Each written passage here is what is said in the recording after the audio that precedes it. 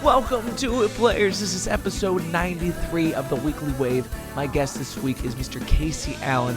He is a bass player, the owner of Aroma Coffee on the west side of Cincinnati. He's an ultra-marathon runner, a former cyclist, and a lot of other things, on top of just being a wonderful and crazy person. So without further ado, Casey Allen. Casey Allen, parentheses, Blankenship, end parentheses. What's kicking, player? What up? Thanks for coming on, man. Yeah. Let's start with cheers. Tell me about this bean juice you brought. This is, cheers, brother. This is Tanzanian pea berry, made through my AeroPresses. Is coffee the greatest drug on this planet? It's got to be. Okay, or at least in the top 5. Yes, because I'm super addicted to it, and it hasn't ruined anything in my life at all. It's sort of great. What a great way to put that, where it's like, okay, we're all functioning on this one substance, and some people want to call it something different than the others. It's like, if you're keeping on, you're keeping on, you know? That's right. And then we got the nice advertisement for your shop. That wasn't the plan. These were actually presents for you, but I ended up using them. Man. Absolutely. So tell me about your coffee shop to start. Like, we have so much to talk about, but when did you start that? We hit 15 years this year. Woo! So I started when I was 23, which makes me old, 38. So we started when I was 23. Basically, at the time, I was loading tanker trucks, like with it was like a real manly man job, like big 4-inch hoses. And you like hook them up to tanker trucks and you pump disgusting chemicals into trucks. Oh, wow. Was this during your bodybuilding time? Was this like, did you do this to have a manual job in your life, or was it just paying well? No, it wasn't paying well or anything. Okay. I was just a shitty job. Too stupid to do anything else, pretty much. And at 23, like, what about a tanker trip got you here? I'm sorry I interrupted where that story was going, but I was so shocked. I was like, fucking why? Like, it was, now there were great people that worked there. I'm not saying anything bad, but I could see my future. I saw the guys in their 30s and their 40s and their 50s and so on working there. And I was like, I can't do this forever. Like the 50-year-old guy I worked with, basically, if you don't bleed the hoses off, they will explode off and hit you in the face. And he had no teeth left from getting hit in the face with a hose. And I was like, I can't do this, man. Yeah, that's an absurd way to lose a tooth, too. Multiple teeth. Jesus, God. So, anyways, I was doing that. And then, like, I was like, I can't do this forever. And it was 2007. My mom was doing payroll for a nursing home. And that's when everything crashed in 2007. She got laid off. And I was like, Mom, I can't do this job forever. I want to start a coffee shop. I love coffee. She's like, well, put a business plan together and I'll do all your book work for you since I do payroll. I'm like, sweet. That's awesome. Yeah. Had no clue how to write a business plan. Yeah. Had some help from a lot of good people. Wrote a business plan and got a loan and started the shop. My dad helped me build out most of the shop. We laid all the tile ourselves. I hired most of it done. My dad and I did stuff that we could do. So. And are you in the original location that you started out in? Yes, absolutely. That's awesome. Did you buy that building with that initial loan, or was that just like the capital needed for the coffee itself? Capital needed for all of like just the build out alone. Like it's actually like it's like it's kind of like a strip mall, like a nice like upscale strip mall with like a bank, a hair salon, and then there's like another like fresh juice place down the street. So I've been there the whole time, and I like it like that because like just from passing by like a corner for 15 years, it's worn down and it's got like coffee grounds jammed into it. It's got character to it. Yes. So you can see your hours kind of logged in the vicinity. Yes, absolutely. Did you get grandfathered into a recession price there for your rent and all that, or have they kind of played you for not having a brick and mortar yourself? I wish they locked me into. I think the first one I did was locked in for 5 years, and then we renegotiate, and then since then we've renegotiated every 2 years. Okay. So as inflation is going like crazy right now. Yeah. So he's kicking up the rates. Yeah, understandably so. I mean, like that's why you buy a building like that. You know, it's a good business model on their end, and you hope that the business can grow to make it still worth your while. But absolutely, 15 years in, has this been your favorite venture to date, or is this just like your 9 to 5 in your mind? It's my favorite venture to date. It's fantastic. Like it's set up at this point now that. First off, I have amazing employees. They take care of things when I'm gone, and I'm gone quite a lot playing music. So once I got the shop running, up and running, 10 years in or so, I could really start hammering music again like I wanted to. Yeah. And I was playing locally and stuff like that in those 10 years, but I couldn't go on the road. I definitely couldn't go out for, 1 or 2 weeks on like a little run or a tour with people. And now I've been getting back to that the last 5 years or so, which is fantastic. Yeah. So what was it like when you first opened this shop? Were you working it every single day yourself? Did you start off with a couple employees, or was it just you, mom, and maybe a little dad working there? Dad never worked there. Nice. Mom would come in, pick up paperwork, and then go home. Because it doesn't work with two people there running it. Mm-hmm. So that was the deal. I run the whole shop. She does all the bookwork. So we have an even split, and that's the easiest way to manage it. It was me and 2 other employees. At first, we were doing coffee and homemade gelato. At first, we did that for 11 years, I think. And then after 11 years, all our machines were 11 years old, needed maintenance, and they were breaking down on us. And then gelato wasn't as cool as it was when we first opened. So I nixed the gelato and just put a pastry case in there since we sell more pastries. But we were just doing, honestly, like coffee and gelato. And I was just sitting back like, we're going to make it on this. We didn't make it. I don't think I've made a paycheck for 3 years. Wow. Nothing. Like I'd sit there and play Scrabble, like waiting for people to come in. Well, that's such a great testament to what it means to run a small business, where it's like, do you have not only the financial means Mm-hmm. to do this pro bono for 3 years, Mm-hmm. but also like the mental fortitude to sit in there for 3 years and say, is this going to get better? And why would it get better if you're doing the same thing? Exactly. We had to change. So I started making a couple of wraps, like a ham wrap and a turkey wrap, and now that has exploded into a full menu. And then I have a full-time baker, and she's my manager as well. She does all the baked goods. We bake everything in-house. That's awesome. It's freaking awesome. She does an amazing job. Now, when did she enter into your life? She's been there 11 years now. Wow. And you don't get people that work for you for 11 years these days. You just don't. She kills it, man. She's like my sister at this point. We work well together. We argue a lot. I just know her really well. So she's fantastic. What would you say is the most surprising thing in that first 5 years for what you thought it meant to run a coffee shop to what it actually took to run a coffee shop? I thought I was going to sit back and just collect money, man. I really did. Like, I was just like, sweet, I'm just going to start this and everybody's going to come in. It's going to be great. And I'm going to be just counting money. I was helping customers, like legit. I was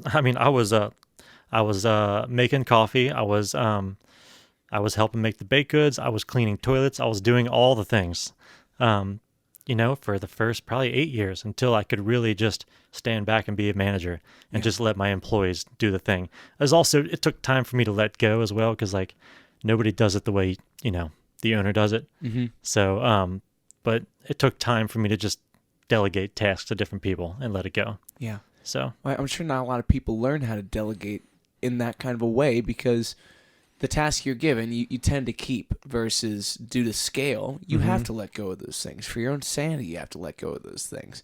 And it's kind of hard to have high standards for your employees if you didn't do that job to perfection yourself for 8 fucking years. That's incredible. absolutely. And when I train people, I try to, anybody can do the job. I try to hire people that like people. I need people. Mm-hmm. I need you to like customers. I need you to like conversating with people.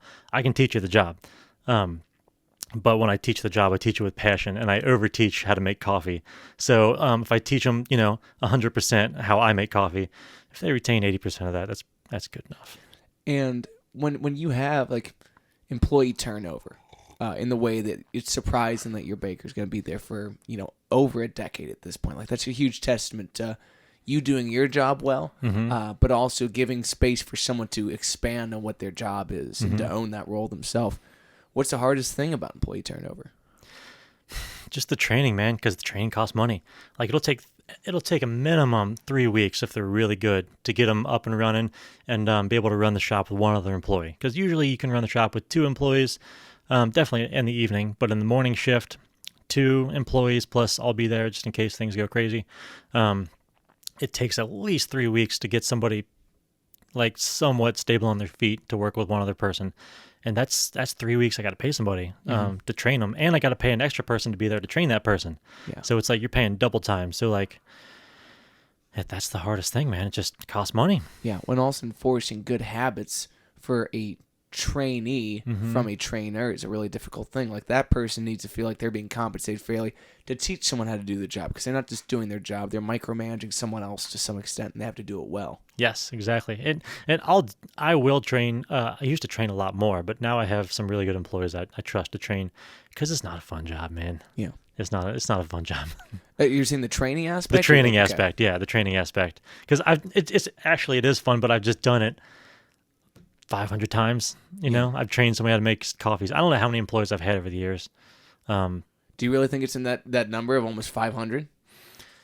You normally have 15 employees at a time ish. Been there for 15. I mean, it's probably been 250, 300 at least. That's insane. Yeah, because I mean, you get a lot of like high school employees, and once they graduate high school, they go on to college, and then they might come back for the summer, or if they're at UC for the summer, or I'm sorry, they're going to college at UC, they might come work for me for 4 years, and then they go off and get a real job. Yeah, that's what they say.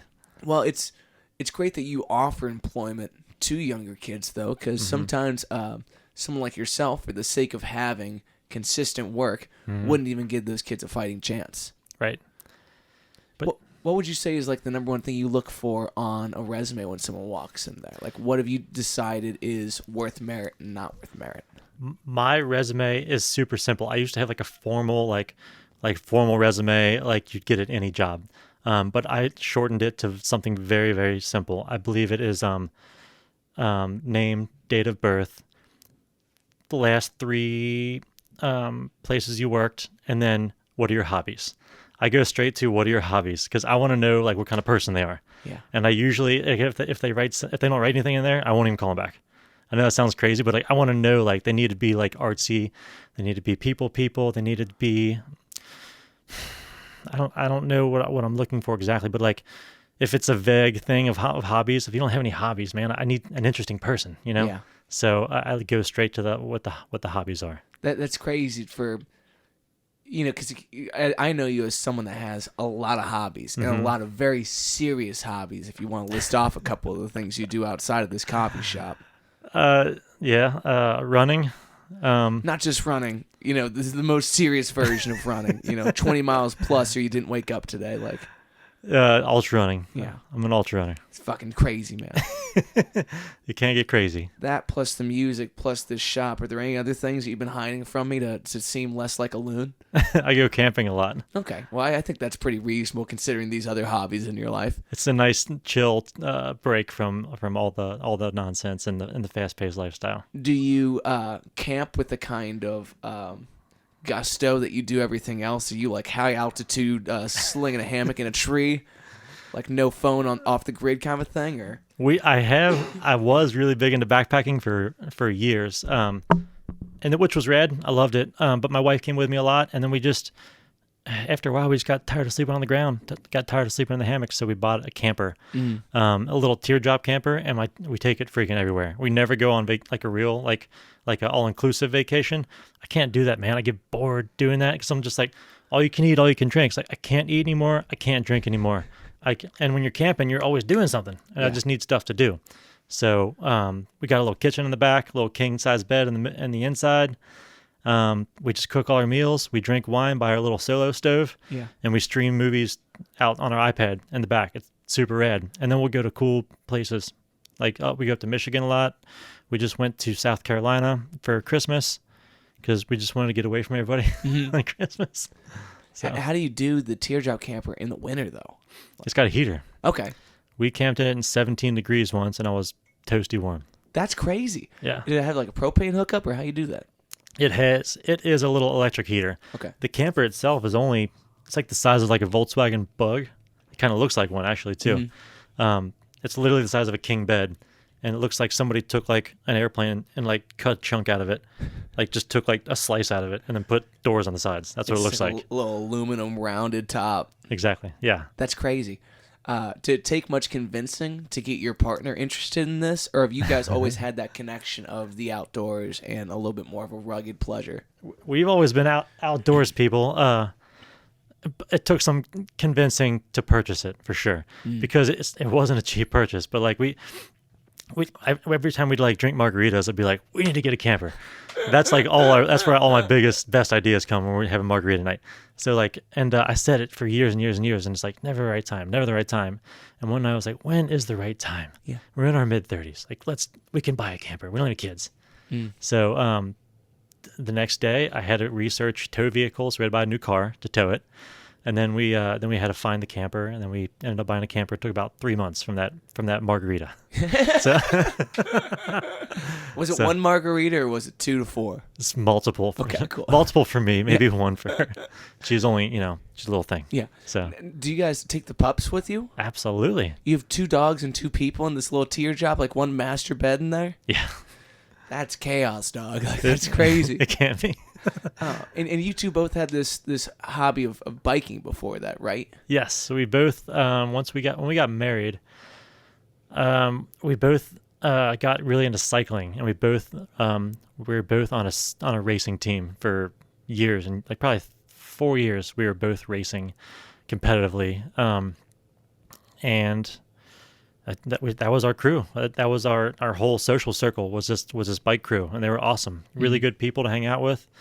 But I got older, wrecks, body breaking down. Like, you just can't take those slams at 30 miles an hour for so many years. How are you going 30 on like an actually body-driven bicycle? Like, are you really pounding the pavement that hard? Are you going downhill when that kind of thing happens? When you're riding, like, so basically I would ride with, I spend a lot of time on a bike. So basically, when you're riding with a bunch of experienced riders, I would ride on Tuesday nights with this group called the Reeser Bike Group out of Newport. And they had 3 groups, and the top group was the Race Pace group. So I would ride with the Race Pace guys. And if they dropped you, they would not wait for you. They would just leave you out in the middle of the country. That was just known. So, like, if you're going to go on this ride, know that if we drop your ass, see you. Yeah, see you later. Exactly. And we'll see you back at the shop, maybe. So, and you get what's called a peloton. You're riding a couple inches from the guy in front of you. And then the guy in front of you is blocking a lot of the wind. You don't realize, like, it sucks your back wheel into his wheel. And you can coast off of his wheel with considerably less effort. And so the guy in the front is pulling 30 for about 20 seconds. Then he rotates to the back, and then that guy pulls 30, and they just keep going. We'll hold 28 to 32 for 20 miles. That's crazy. And it is exhausting. Yeah. Well, I imagine to get to the front of the pack and then to know that this is your blast off point is kind of like, is there anything worse than being in spot 2, knowing that you're about to go into that? No, it's the worst. Especially since all of those guys were like, there's category 1 through 5. Category 1 is kind of like semi-professional. Category 5 is like a guy that anybody can buy a bike and get, and ride it. I was racing Cat 3, 4. So 3s and 4s would race together. These guys were all category 1 and 2 riders. And the only way to get better with anything, music or anything, is to play with people or ride with people that are faster than you. So that's what I would do. And these guys would just beat the fucking shit out of me for 3 hours on a Tuesday night, and then leave me 30 miles from home out in the country. And how many times did you get dropped? More than I can count. Really? Sometimes I would make it back. Sometimes I would. It just depended on what you ate that day, how your sleep was that day. Yeah. And how rough you were on yourself the days before. So how much would your diet kind of compare to your ultra diet when you're in season? Is it kind of the same nutritional basis for yourself? Well, there were 2 different age groups as well. Like when I was riding bikes, I was in my late 20s, early 30s, so I could kind of eat what I wanted to. So as I've gotten older, I've had to, trim up a little bit. But you burn more calories running, so like I can eat more when I'm running. When I'm cycling, I don't know. It's kind of hard to compare, because when I was cycling, I was very much measured by when I went on and raced on Saturdays. I could very easily tell where I was fitness wise. Like if I ate crappy the night before, I could feel it the next day in the race. Like I could feel I could not hang on in the peloton that day or something like that. And if you drank a beer, you could definitely feel it. The day before, you're saying? Yes, everything you put in your body the day before, you feel it in the race the following day. Do you think you get a cleanse outside of that 2-day period, like before? So, if you cheated earlier in the week on your diet, could you recover by the time you got into the Peloton? For sure. So if we raced on Saturday, like Thursday on, I would keep it super clean, and then I'd race on Saturdays, and then we would go. We would go and get a little wild Saturday night, and then Sunday I would kind of do what I wanted to, and then Monday kind of start all over again. And what's clean eating for you? What do you kind of base your diet around at that point? Just stay away from the salts, oils, and sugars. Just all the things you want to eat. Yeah. Don't eat them. All the things you don't want to eat those. Why not salt? Isn't that a big part of hydrating the body? Is having that precursor in your system? Yes, but you can have too much salt in your body as well. But yes, when you do long distance things, you take salt tabs. That can kind of regiment how much salt intake you're taking in. But that's what I would take when I was racing. I guess I didn't care about salt as much, but I wouldn't be dumping salt on my food. I wouldn't be cooking things in butter and grease a lot. Just a lot of clean eating, a lot of chicken, steak, stuff like that. Potatoes. Good protein bases that have nothing else to them, kind of a thing. Good, clean, boring food, man. So when did you get into like the biological interest in that? Like, did you have the yearning for that knowledge as a young man, or was it just because of the sport that you got into these things? No. Well, I cleaned up. I was kind of a wild man back in my early days. And then my family, a lot of my family, there's like obesity runs in my family pretty bad. Not that it's like contagious or anything. They just eat a lot. Yeah. Well, I think there's something to be said about like nature versus nurture. If you grew up in a family that has a high caloric intake with not a lot of output, it's not hereditary necessarily, but it is culturally assumed, you know? Yes.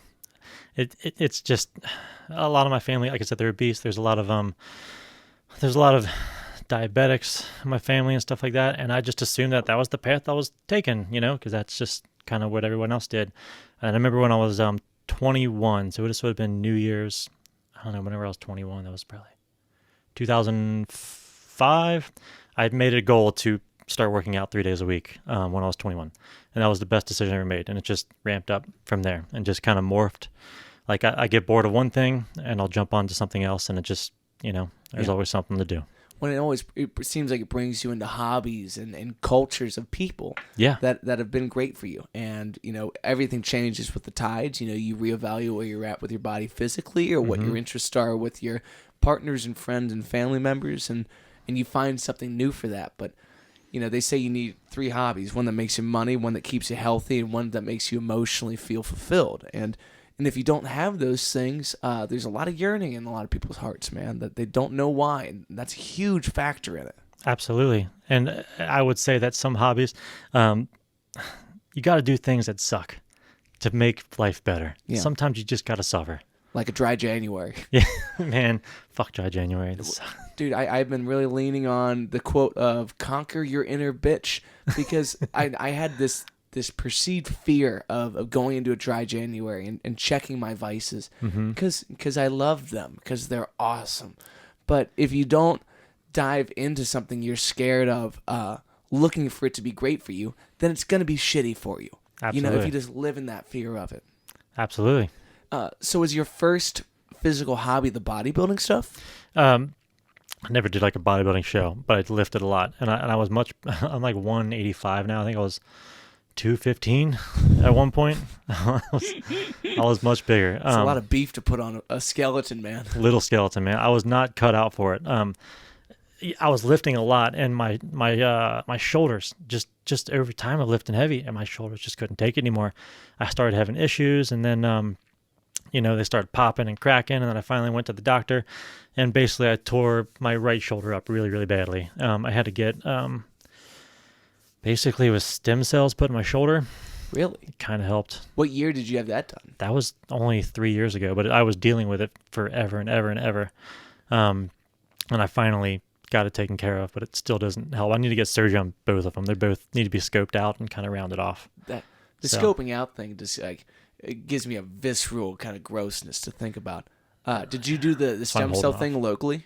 Yes, it was at Beacon Nice. On the west side. And that was a lot of pain, man. They basically take your blood out and they spin it up in a centrifuge. I'm not a scientist. You're fine to botch anything, brother. I'm gonna botch it. Yeah. There's not enough people watching to care. Not enough smart people, at least. Exactly. Yeah. Yes. I get some hateful comments on YouTube. I'm like, I'm glad you found the program. Thank God you're here. You know what I mean? I think your fiance is probably going to correct me on this. Anyways, they spin your blood up, and I guess they take your platelets out of your blood, and then they shoot your platelets back into your arm, and it just promotes faster healing, I guess. Interesting. So it hurts so much, man. It felt like somebody put a balloon and they're blowing it up inside my shoulder. And like my wife was there and she said my face went white and she thought I was going to fall over. It was terrible. Man, So. I gave platelets one time in high school. I was always very afraid of needles. And we'd have like the high school blood drive. And I went to an all-boy high school. So you imagine that becomes a masculinity contest. So I'd be running my mouth to kids about why they're not giving blood while quietly not giving anything. Like I was too freaked out by that shit. And one day someone calls me and I'm like, fuck, okay, so now I got to start doing this. So I give once, I give twice. Things are going okay. I'm feeling a little more confident. They're like, why don't you give platelets? I'm like, what does that entail? They're like, you get to skip class for 2 hours. And I was like, bang, that's what I'm talking about. You get to lay in the big chair, you get to speed right, and I'm just hanging out. So, like, I'm maybe an hour 30 into this process. And I'm like... How long was this process? It's like 2 hours. So, like, they're taking out the red blood cells. They're spinning it in that same kind of thing. And they're separating it. And then they're sending you back the red blood cells. And over time, you're going to replenish that kind of thing. And you're going to be fine. You're a young person. And I was like, I'm starting to feel kind of cold. They're like, it's very normal. You're at the end of this process. Like, you feel cold as they send saline back in as they take out blood. So, like, that's the first rush for it. But that's early on in the process. So... feeling cold was very different at the end for me, but I didn't know what was normal. It was my first time. I tell her that. She's like, you're going to be fine. You're almost at the end. 15 minutes later, I'm like, I'm feeling really cold. Like, my face is starting to feel cold. She's like, you're going to be fine. Don't worry about shit. And then I was like, my lips are fucking freezing. Like, exactly. Like, I want to be done with this. And she's like, you're almost done. Out. Just unconscious. and like, maybe I wasn't completely unconscious because I heard someone say something about the salts, and then I hear this woman yell, breathe!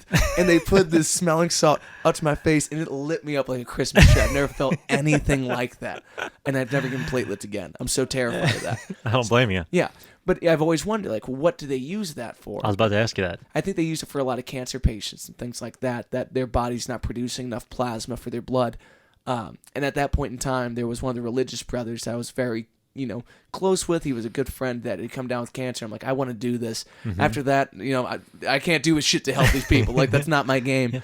I think one day in my life I'd like to go back to it, but I've always had extracurriculars in my system where I was like, I probably shouldn't be giving platelets anyway.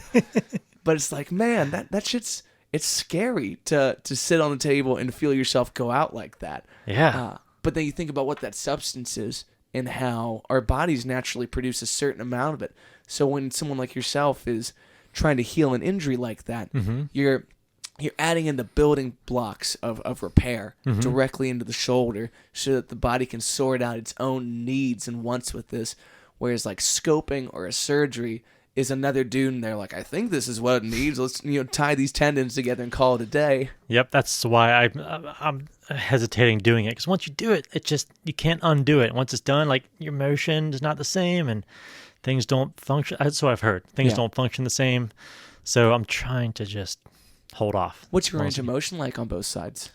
Actually pretty good. I can just feel it. Like when I get up here, it starts to hurt, and I can't go above like level plane. Like I can't do like I know there's probably some improper lifting in there too, and pushing too much weight, because testosterone. Yeah. But like I just stop here. I just lift like a grandpa now, and I'm just super careful, and I just do everything real easy and to the textbook. Yeah. So I've always heard that like movement and mobility are the keys to a happy life. And you don't realize in the pursuit of physical excellence that just because your body can do it now doesn't mean your body's going to be able to do that forever. Like, you're going to lose this muscle mass at some point, but you've lost the ability to go full vertical at that point. It's like that's one of those things that you wish you could warn your younger self on, I'm sure, or younger folks around you. That's like, what's it worth? To some guys, it is worth that sacrifice, but to someone like yourself that still has a lot of physical output in their life it sucks to get to parallel and say, okay, there's the tinge, there's the pain, and here's something real shitty, you know? Yeah, you're not wrong, man. And I'm like I said, I'm 38 now, so like when I turned 35, I started noticing things that like I can't push as hard as I used to here, or I can't like lift as much here, and it was hard for me to come to grips with that, and having to change my ways of doing things, or just my thought process and stuff, saying I can't lift as heavy as I want anymore. I need to do something else, and that was hard for me to swallow. I acted like it wasn't, but looking back, it really was hard for me to accept that I was getting older, and I caught myself like talking to younger guys. I'm like, be careful, don't lift so heavy, and I was like, God, I'm such a grandpa, but like it's true, man. Like I was like, just 10 years, man. I promise it goes like that. If you keep lifting the way you're lifting, you're gonna feel it. You're gonna feel like I feel right now, and it sucks. Yeah. Well, it's hard not to think that old man saying that's not a douche in the moment where it's like, shut up, like I'm doing what I want to do. They won't listen. I didn't listen. You know, as a guy that's on the other side of that path, like you're trying to be a friend. Yes. And you also understand that they're going to take it with a grain of salt, and maybe they're not going to listen at all. But they won't listen. You know, how does that affect your thought process with the ultras? Ultra's a different thing. Actually, the ultra, people thrive in their late 30s and the 40s with the ultras. Like the local guy here, Tony Harvey, he just won Badwater a couple of years ago at 40, I don't know, 43, something like that. Wow. Just 240 miles in the 240 miles in Death Valley in July. What the fuck? Yeah, he won that in mid 40s. It's crazy. So, is there any reason why? Why that age range would be preferential? It takes time. It takes your body a long time to build up to that kind of punishment that you can put on it, and just to build up the stamina to be able to go that long. And younger guys, I don't think a lot of younger guys want to spend the time to do that kind of thing. But running, any cardio sports just take a long time to build up. So, would you say ultras is the most patient pursuit you've had in your physical hobbies? Yes. It's been my favorite by far, though. I loved cycling, but it was more of a team sport. And I'm just not a huge team sport guy. If I lose, I want to know that I lost. If I win, I want to know that I won. I don't want somebody else to have a bad day and make me lose. That pisses me off. So once I got away from that, basically I was like, I was just bored of riding bikes. I was riding so much, and it got to a point where I was riding bikes and I was staring at a computer at my heart rate zones, because my workout for that day was stay in zone 3 for 4 hours or something crazy. Like it just got monotonous. And so I started running, and I was like, this is nice. I don't have to put all the freaking Lycra on and the helmet and all the nonsense, and like I could just leave with a pair of shorts on, and it was just freeing. And singular in that, like, do you like the solo time, like truly being by yourself and going out there? Yes, I like running out in the country for long 30 plus miles by myself, with nobody to help me if I struggle. I want to fight my way back home. That's really interesting, man, and like builds character. It builds a crazy character. Does it also build bone density to run at that kind of pace for that amount of time? I don't know. Probably. Yeah. Well, I imagine the body has to do some things to react. Like you have calcium deposits going on in places to try to prevent injury. Like, like tell me about like your after an ultra like that, your shins, your ankles. Like, how do you keep mobility during the healing process from something that is that grueling? Stretch. You have to stretch every single day. And you, as a yoga guy, you understand that. I did not understand. I thought stretching, I was like, man, stretching's stupid for a bunch of wussies. Like it's so stupid. Like I was not stretching for years. I would run these 30, 40 mile ultra marathons and I wouldn't stretch. And I'd be like, why do I keep ending back up at the sports doctor? And then one day the sports therapist that I was working with, she was like, you just need to stretch. You don't have to come back here. Yeah. So I started stretching literally 10 minutes a day. Nice. And then it built up to 20 minutes, 30 minutes. Now I got a hammer gun and everything else. And nice. I never have an issue ever. What the the fascia, like that kind of breakup is a very interesting thing. Like I can't imagine the amount of what's the term, lactic acid that you get built up and just left as a depository. Yes. No, not suppository. Not suppository. It's a different sport. But it's like, you get these deposits all up and down your hips and legs and these small knots that can become super problematic. I'm sure you're as merciless with that gun as you are with the rest of your... It's always on 10. Yeah, exactly. What's savage. So what kind of stuff do you do to loosen up the ankles, though? Is it just range of motion kind of stretching, or do you go up against a wall and go dorsiflex, plantar flex, all that kind of stuff? We have little ramps at our house that we can stretch on. There's with like multiple kind of ranges. If I'm really hurting, I won't go too steep. If I'm not hurting, I can stretch it some more. And you just put your foot on these little ramps and just lean forward to where don't lean so much that it hurts. Right before that's where you need to stop. And I'll hold it for a minute on each side. And then I will walk, tilt your feet inwards and kind of walk on your ankles in the grass. That kind of stretches all the way alongside your calf. Interesting. Yeah, I didn't. Some running coach told me that. And I've never heard of that. I had not either. But it's definitely helped me out. And I will tell you that like after years of running, I used to roll my ankles all the time. And now that I've been doing it for a long time, I had to strengthen my ankles because I never roll them ever. And if I do roll them, it doesn't hurt near as much as it used to.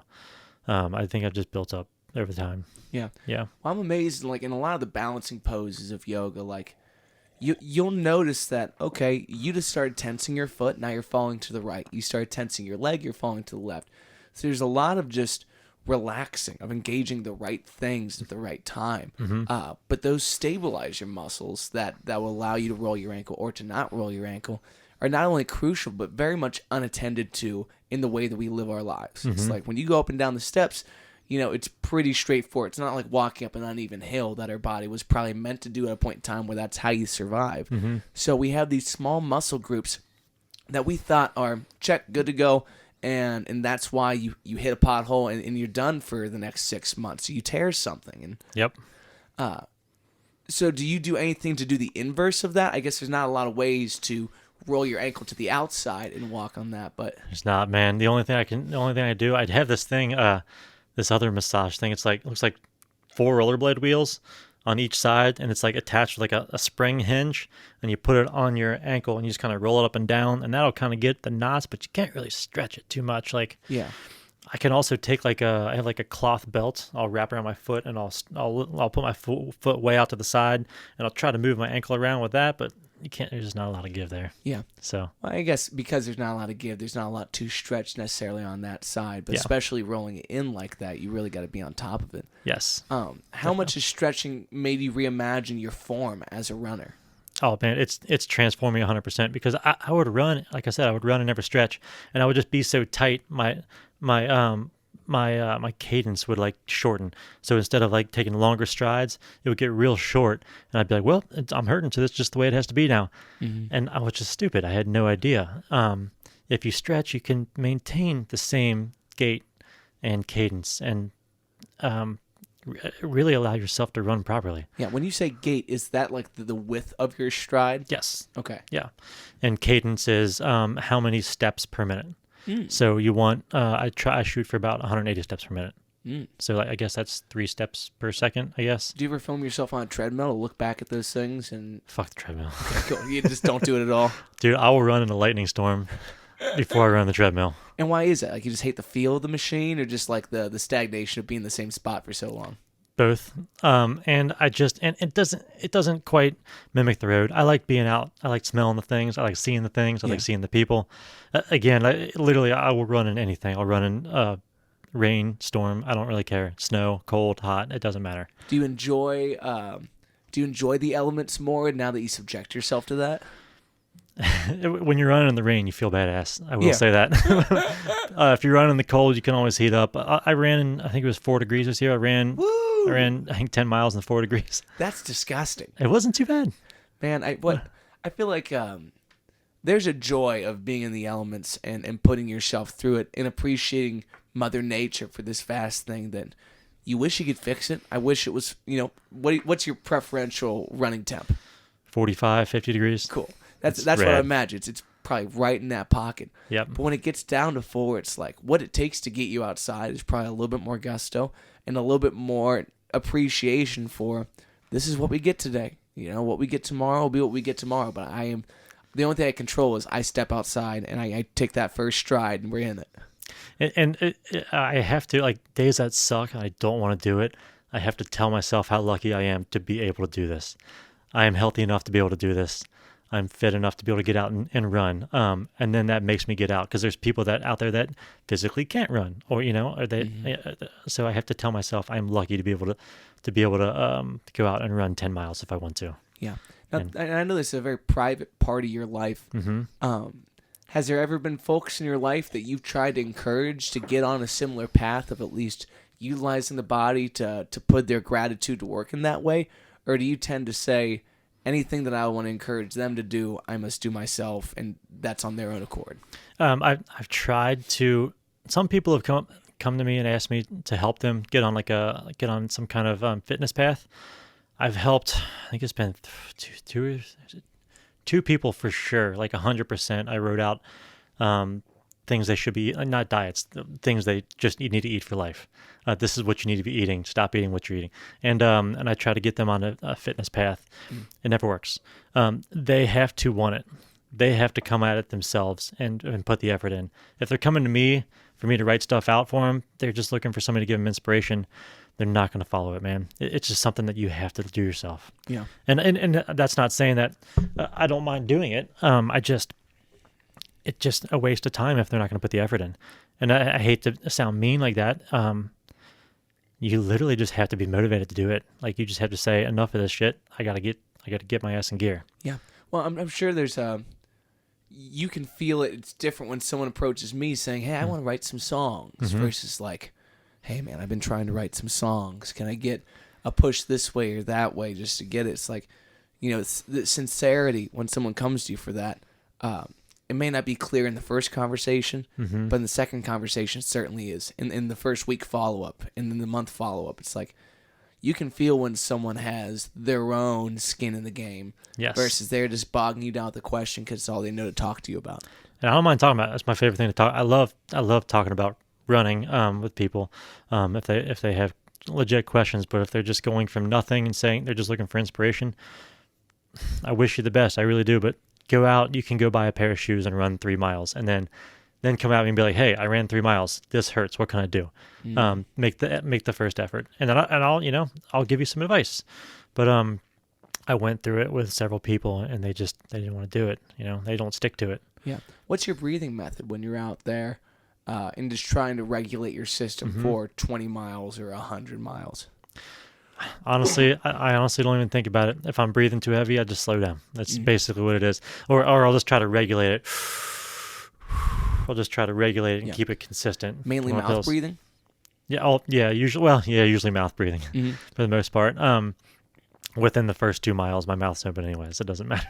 So I've heard a variety of people talk about the difference between nasal breathing and mouth breathing, and that you might actually become more oxygenated in nasal breathing. But once you get into major exertion, it's a pretty hard thing to hold on to. I just need air in my lungs and air out my lungs continually. Exactly. That I've heard that too, and I've tried to do like in the nose, out the mouth, or vice versa. But when you're tired, man, you just need some oxygen. Yeah. It just is what it is. When it comes to like push-ups or something like that, I really do feel like in the nose, out the mouth has some repetitive function to it that helps me become explosive and feel comfortable in those things. And in the yoga, really moving towards nasal breathing, it causes you to slow down because you're dealing with the inflammation of the sinuses and whatnot. And like on days where I'm congested and I can't get a breath through there, like at least in trying to go through the nose, I notice those things, and I respect the fact that my body is healing or recovering or getting better in that. Is yoga all nose breathing, or is that the goal? I think it's one of the things that folks will recommend. I am not knowledgeable enough to say yes or no to that answer, but I oftentimes do hear people say, in through the nose, out the nose. There's something I was just talking to my friend Megan Wren about, which is alternate nostril breathing, there's a lot of practices in the category of what you call pranayama, which is life force energy. And in trying to connect with your life force energy, you can do these breathing exercises where you're going to plug right above one nostril, go 4 on the way in, hold for 4, switch, out for 4. Then you hold, then you go in, hold, switch,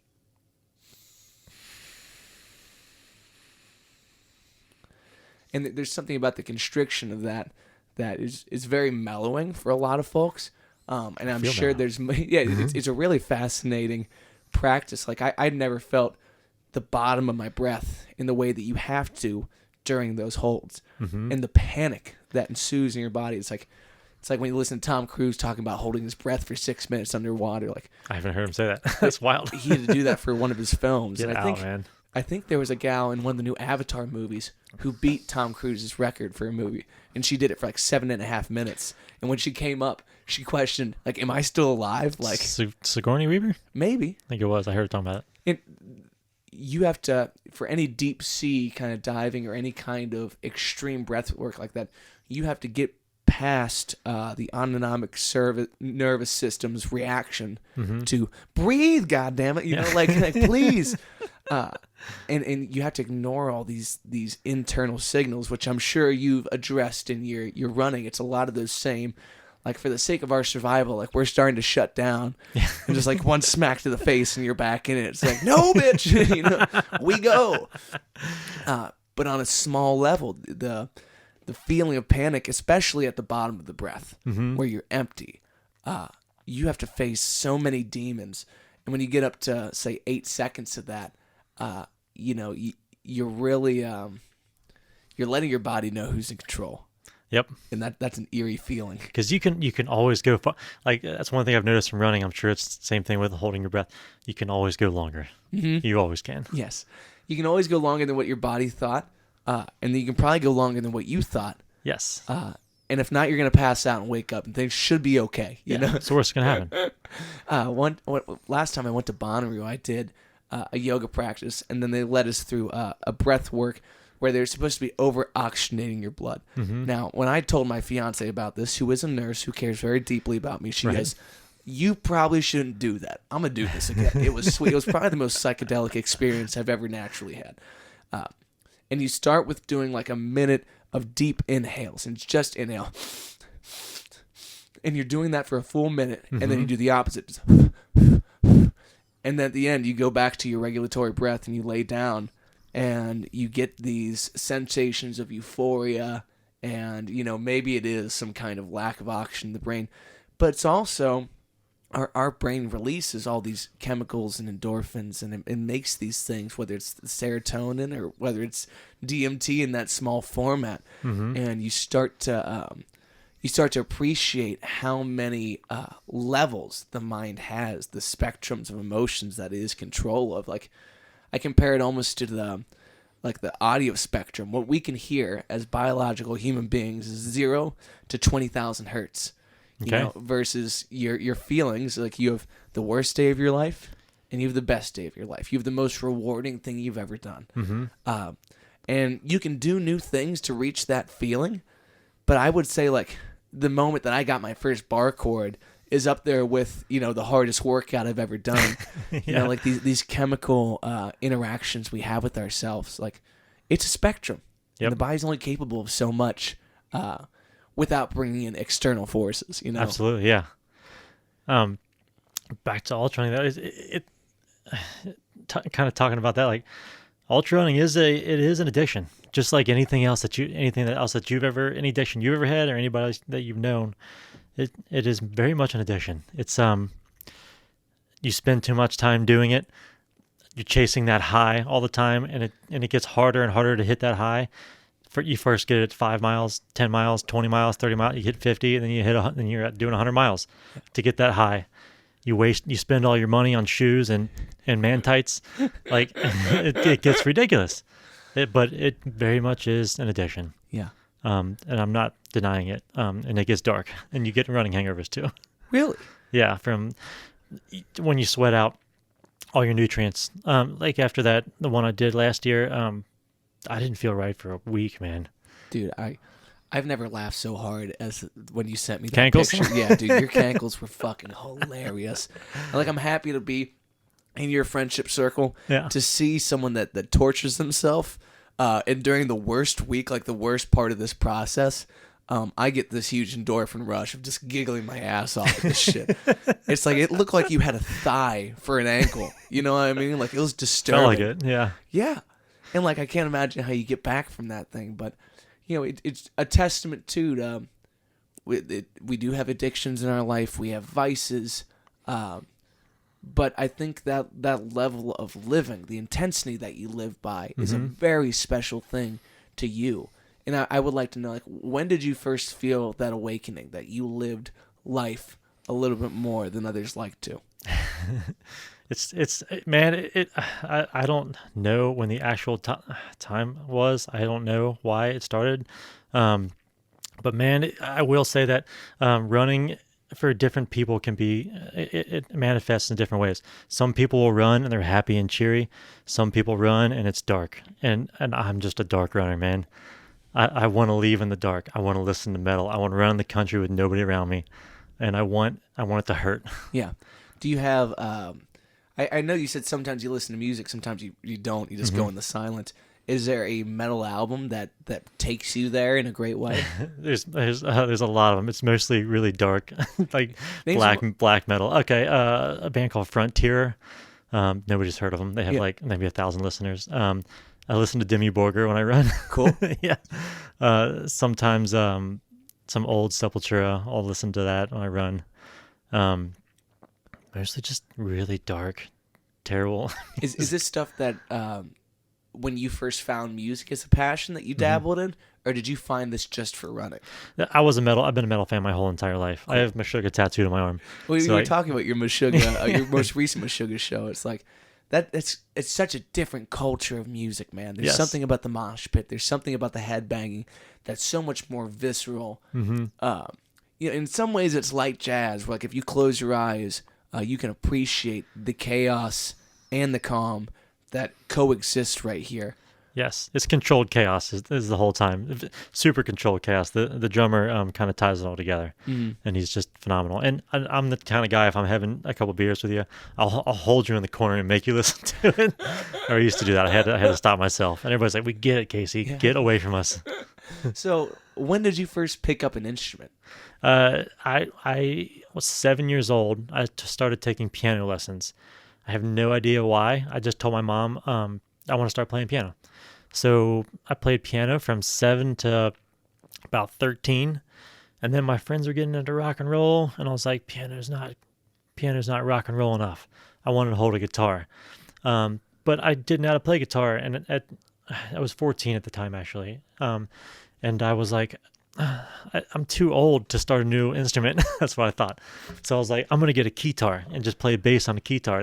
That's my thought process. Did you actually get the keytar? I never did. Okay. 'Cause that's pretty hard, though, to be the dude playing synth bass on a keytar, because that's what your native is. Like, do you still play any keys? Not as much. I can play like some old Beatles tunes, and they're just like the beginning, like the first 20 seconds, like locked in my brain forever. And after that, I'm just like, I can't remember. I just lost it. But still, I think to begin to develop that touch, that sensory interaction at age 7 is prime time opportunity. I think anywhere from 2 to probably 10, you have a different access to the language of music. Yeah, and just there's no distractions. I was 7. The only thing I had to do was like play my Legos and bang on the piano. Like, I had nothing to bother me, Nothing mattered. Like, and I could just focus on it.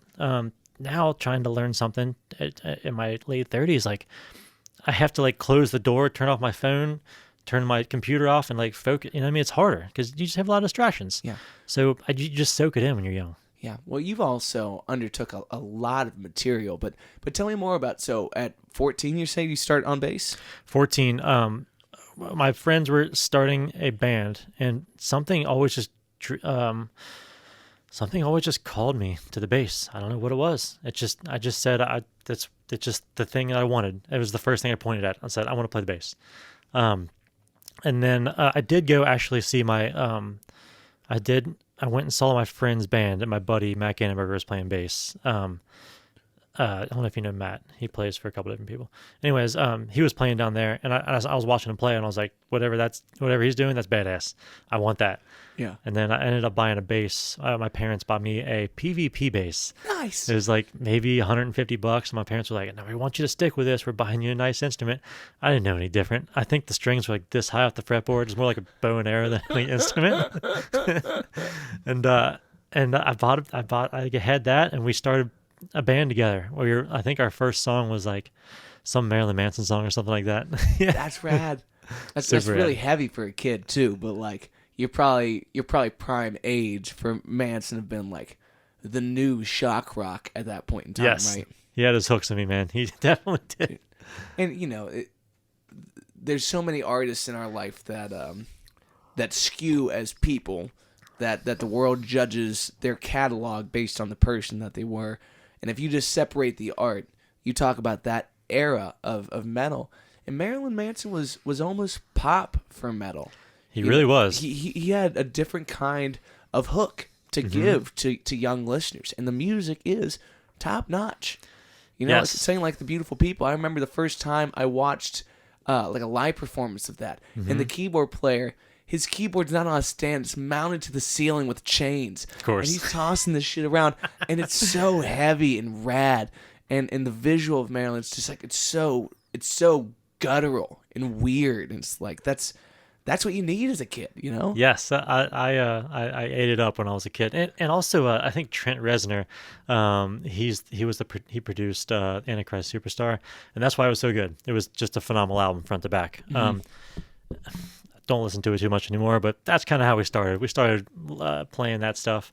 And then, like, I remember hearing 311 for the first time, and then there was a song called Feel So Good, and there's a little bass solo on it. By today's standards, not super technical, but I heard that, and I knew it was bass. I'm like, how the fuck do you do that? He was slapping and popping, and I was like, what is that? How do you even do that? Because, this was, I was probably 15, this was 99. And there was no YouTube. I had no idea. There was no videos out. So there was a 311 live in summer or whatever, and that's the only video I had to do it. And I would pause that and be like, "What is he doing?"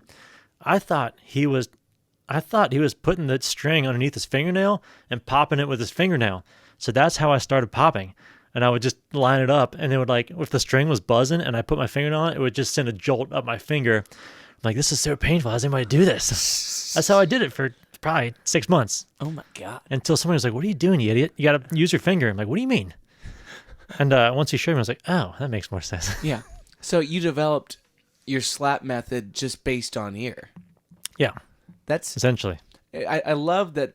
I didn't get that experience. I had a teacher that taught me how to do a lot of things. And when I was watching kids slap, I was watching them slap in person for the first time. Yeah. But there's so much great musicianship from folks who heard something magical on a record, said, I'm going to learn how to do that right here with what I got. And that kind of constraint led them to be better players. You may have been led into a realm of, self-harm. It doesn't sound like it was the most productive way to do it. But however you get to, impersonating the things you love, that kind of need to get there is a crazy way to learn. And like learning from without visuals, learning just by your ear leads you like, okay, he's doing it like this, but I don't know he's doing it like that, so I'm going to do it this way. And you kind of find a roundabout way to do it, and you just kind of it kind of promotes it kind of builds your character, because it's like, oh, I did it like this for years, but now I know how to do it because I can see it now, and you just it kind of builds your repertoire of technique. Yeah. And by mistake, by just messing up a lot. So when you first started, were you playing with a pick, or were you actually walking the whole time? I was playing with man, that's been a long time ago. I was playing with a pick to start, and then somebody told me, he's like, oh, real bass players play with their fingers. Of course. So I started playing with my fingers probably like a year in, something like that. And then I started slapping probably when I was maybe 15, 16. And did you have a two-finger method to start? Or I've seen you use 3 on a gig now. Have you always had that dexterity? Yeah, I probably picked up the third finger when I was 20 or so. Man, Okay. I haven't thought about this in a long time. I don't know the timelines. It's been so long. And the three finger thing is really it's not as consistent as you want it to be. You Mm. can still hear like where it starts, kind of like that. Mhm. I just use it for like end of songs and stuff like that, kind of like trash canning out. Yeah. Well, So like the first time I saw that was Billy Sheehan doing it. yeah, And it's like that dude has a monstrous three finger technique. He has such a smoothness and a guaranteed delivery on all of it. Honestly, I think I've seen him do four. I saw him on it was a program called That Metal Show. yep, I know that. Yeah. Yeah. And they would have like a guest guitarist up there to shred. Mm-hmm. And the first time they have Billy on there, like I'd never even heard of the dude. You know, Yeah. I didn't know any of his projects leading up to that. And you watch this dude shred on a bass, and you're like, this is unlike anything I've ever experienced. He's the man. I mean, he played Mr. Big. Yes. I think there's a song called Big Dog or something. I forget it. Something Dog. Incredible. Yeah. And it was like late 80s. And I just found that like 5 years ago. So Yeah. I Mr. think Big was He's awesome. at the forefront of shredders on a bass. It's like that's so outside the box for that time period. And now we have all the great bass players that follow someone like that, but without the technological requests that he made, bass players would never get to where they are today. Yep, he made big strides for sure. Yeah. Him and among many others, but he's definitely led the shred bass world for sure. Yeah. So you have your first band at 14. How long that last? Well, I don't know if we ever actually we never played a show actually. We wanted to. Yeah. And then I started playing like Nirvana songs with my brother's friends, and we played one gig at a high school party. There was about 15 people at the party, and we were playing so loud, I assume, that everybody eventually just started disappearing down the hill. And I think there's one person left watching us the whole time. And I was embarrassed, but also very excited at the same time. Yeah. And then I don't know if you grew up with this, but like Bogarts would do this Battle of the Bands, like high school band challenge thing. Mm-hmm. I never got to see that, but like I definitely heard of other bands in it. Yeah, it was super rad. Great business model for them. Basically, you pay to play, and so they make money off the bands, and they make money off At the of door. at the and, door. And the bars, parents, where it's like, I don't want to see my kid play, so I'll be hammered, you know? That's very much like my parents. And why would they? They were terrible, but they give you like these little flyers with like with all the bands on it, and you'd circle yours, and you just throw them all over high school, like the hallways and stuff like that. And it was cool. My band name was Chrome with a K. It's really embarrassing. Chrome That with a K. It's terrible. It's not terrible. It's fine. It's you know? really bad. How many guys were in the band? There was 5, 2 guitar players. Actually, it was me and my buddy BG. He was playing drums. I have not thought about this in forever. We were both freshmen, and the other guys were seniors because we felt like we thought, I guess we were good enough to play. We were like, we're playing with the seniors. That's pretty hard, man. Like Super hard. at that age, it is a monumental difference between the freshman bands and the senior bands. And also, if you're the ones representing your school in this battle of the bands, like that's a big deal for a kid. Yes, they used to announce it on the intercom. Actually, That's like sick. Chrome's playing tonight at Bogarts, and everybody's like, "Oh, Casey's in that band," and I was super shy, so I turned bright red and like put my head down.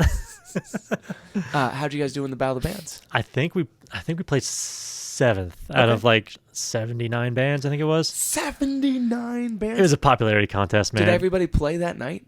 No, it was you played 5 bands at a time for like 5 or however many nights to get. I guess one night had 4 bands or whatever, since it was an odd number. Or I don't know how they split it up.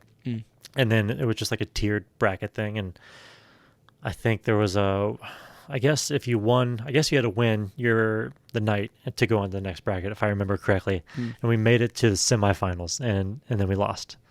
Still, that's pretty hype, man. Yes. For like your first gigging band. Yes. Especially be on Bogart's stage. Like Bogart's was a big rad. deal for everybody in this city. Like that's a cut your teeth kind of room. Yes. And it's also the first big stage for a lot of people. It's still a big stage. I played it a couple of years ago with a local guy, Kevin McCoy, and it's still. I was like, I haven't been up here in like 20 years. It's still a big stage. Yeah. Still has a hole in the bass where the bass player stands. There's a hole right there. It's still a great place to see a show, but I think the culture of Cincinnati has started to leave that room behind. We'll see how that kind of changes in time. Like the 96 rock shows still go on there. Like it's still the same room that the Struts play. You know, like it's still a bop in space. It's got, you can feel the entertainment in the walls there, Yeah. which is what I like. But when I go see a show there, you always feel like there's about, I don't know, like a third of the crowd is 6'5", and you're just always just like, come on, man, get out of the way. Yeah. And you can't. It's not like tiered, so you just can never see. Yeah, it That's doesn't the have only the thing. right shape to be Yes. perfect for everybody. I wish they could fix it because I do love that place. But the new venues, man, they just know how to build them now, and they're awesome. Yeah. I'm really impressed with where we played at Promo West. Like, I love that exterior lawn. It's like a small river bend, but you get the city skyline, you know, and Yes. you get the benefits of Newport, where it's like there's space to park and to go out to a club and get a drink and come back over there, and there's other rooms in the space. Absolutely, I totally agree. And when you're done, you can walk across the river and you can go down and hang out at the banks. Yeah. Like I've never been a Riverbend fan. It's too far out there. The parking sucks. Yeah. And when you're trying to leave, you have to leave 2 songs early. You're gonna be stuck there for 3 hours. It's just the worst. Yeah. Well, I think when I forget the name of that smaller mezzanine in Coney Island, but when Coney Island used to bop, Moonlight Gardens, and they used to have Saturday night shows at Moonlight Gardens, it would make sense that the city's biggest outdoor venue is right there. Yes. But now it's like, okay, unless you're Jimmy Buffett, this is going to be a half-empty show that I'd much rather see somewhere else. And I'd rather you charge me for a ticket price that means I get a great experience rather than undersell what this is and send me to a place where it's a $15 Bud Light. Absolutely. Yeah. So how long did Croom last? A long time. And then that was back in the day. Like we didn't swap members. Those were your members. And like if somebody left, when we broke up, it was like breaking up with like 5 girlfriends, because like there was like, just you're young and just like you get just things happen. Just stupid drama happens. And then I think we kicked the drummer out because I don't know what he was doing. We kicked him out, and we got a new drummer, and there was a bunch of drama. But all of our stuff we practiced at his house, so we had to knock on the door, and Jesus. Yeah, and terrible. eradicate their basement. And, like, his mom probably answers the door because he doesn't want to talk to you and all those things. Yeah, I was like, I'm here to get my my bass and stuff, and I was like, is Brandon here? She's like, no, he's whatever, doing whatever. And I was like, his car's right there. I knew he was home. And hiding upstairs. he was hiding upstairs. That sucks, man. That's it is like a bad breakup. And Yes.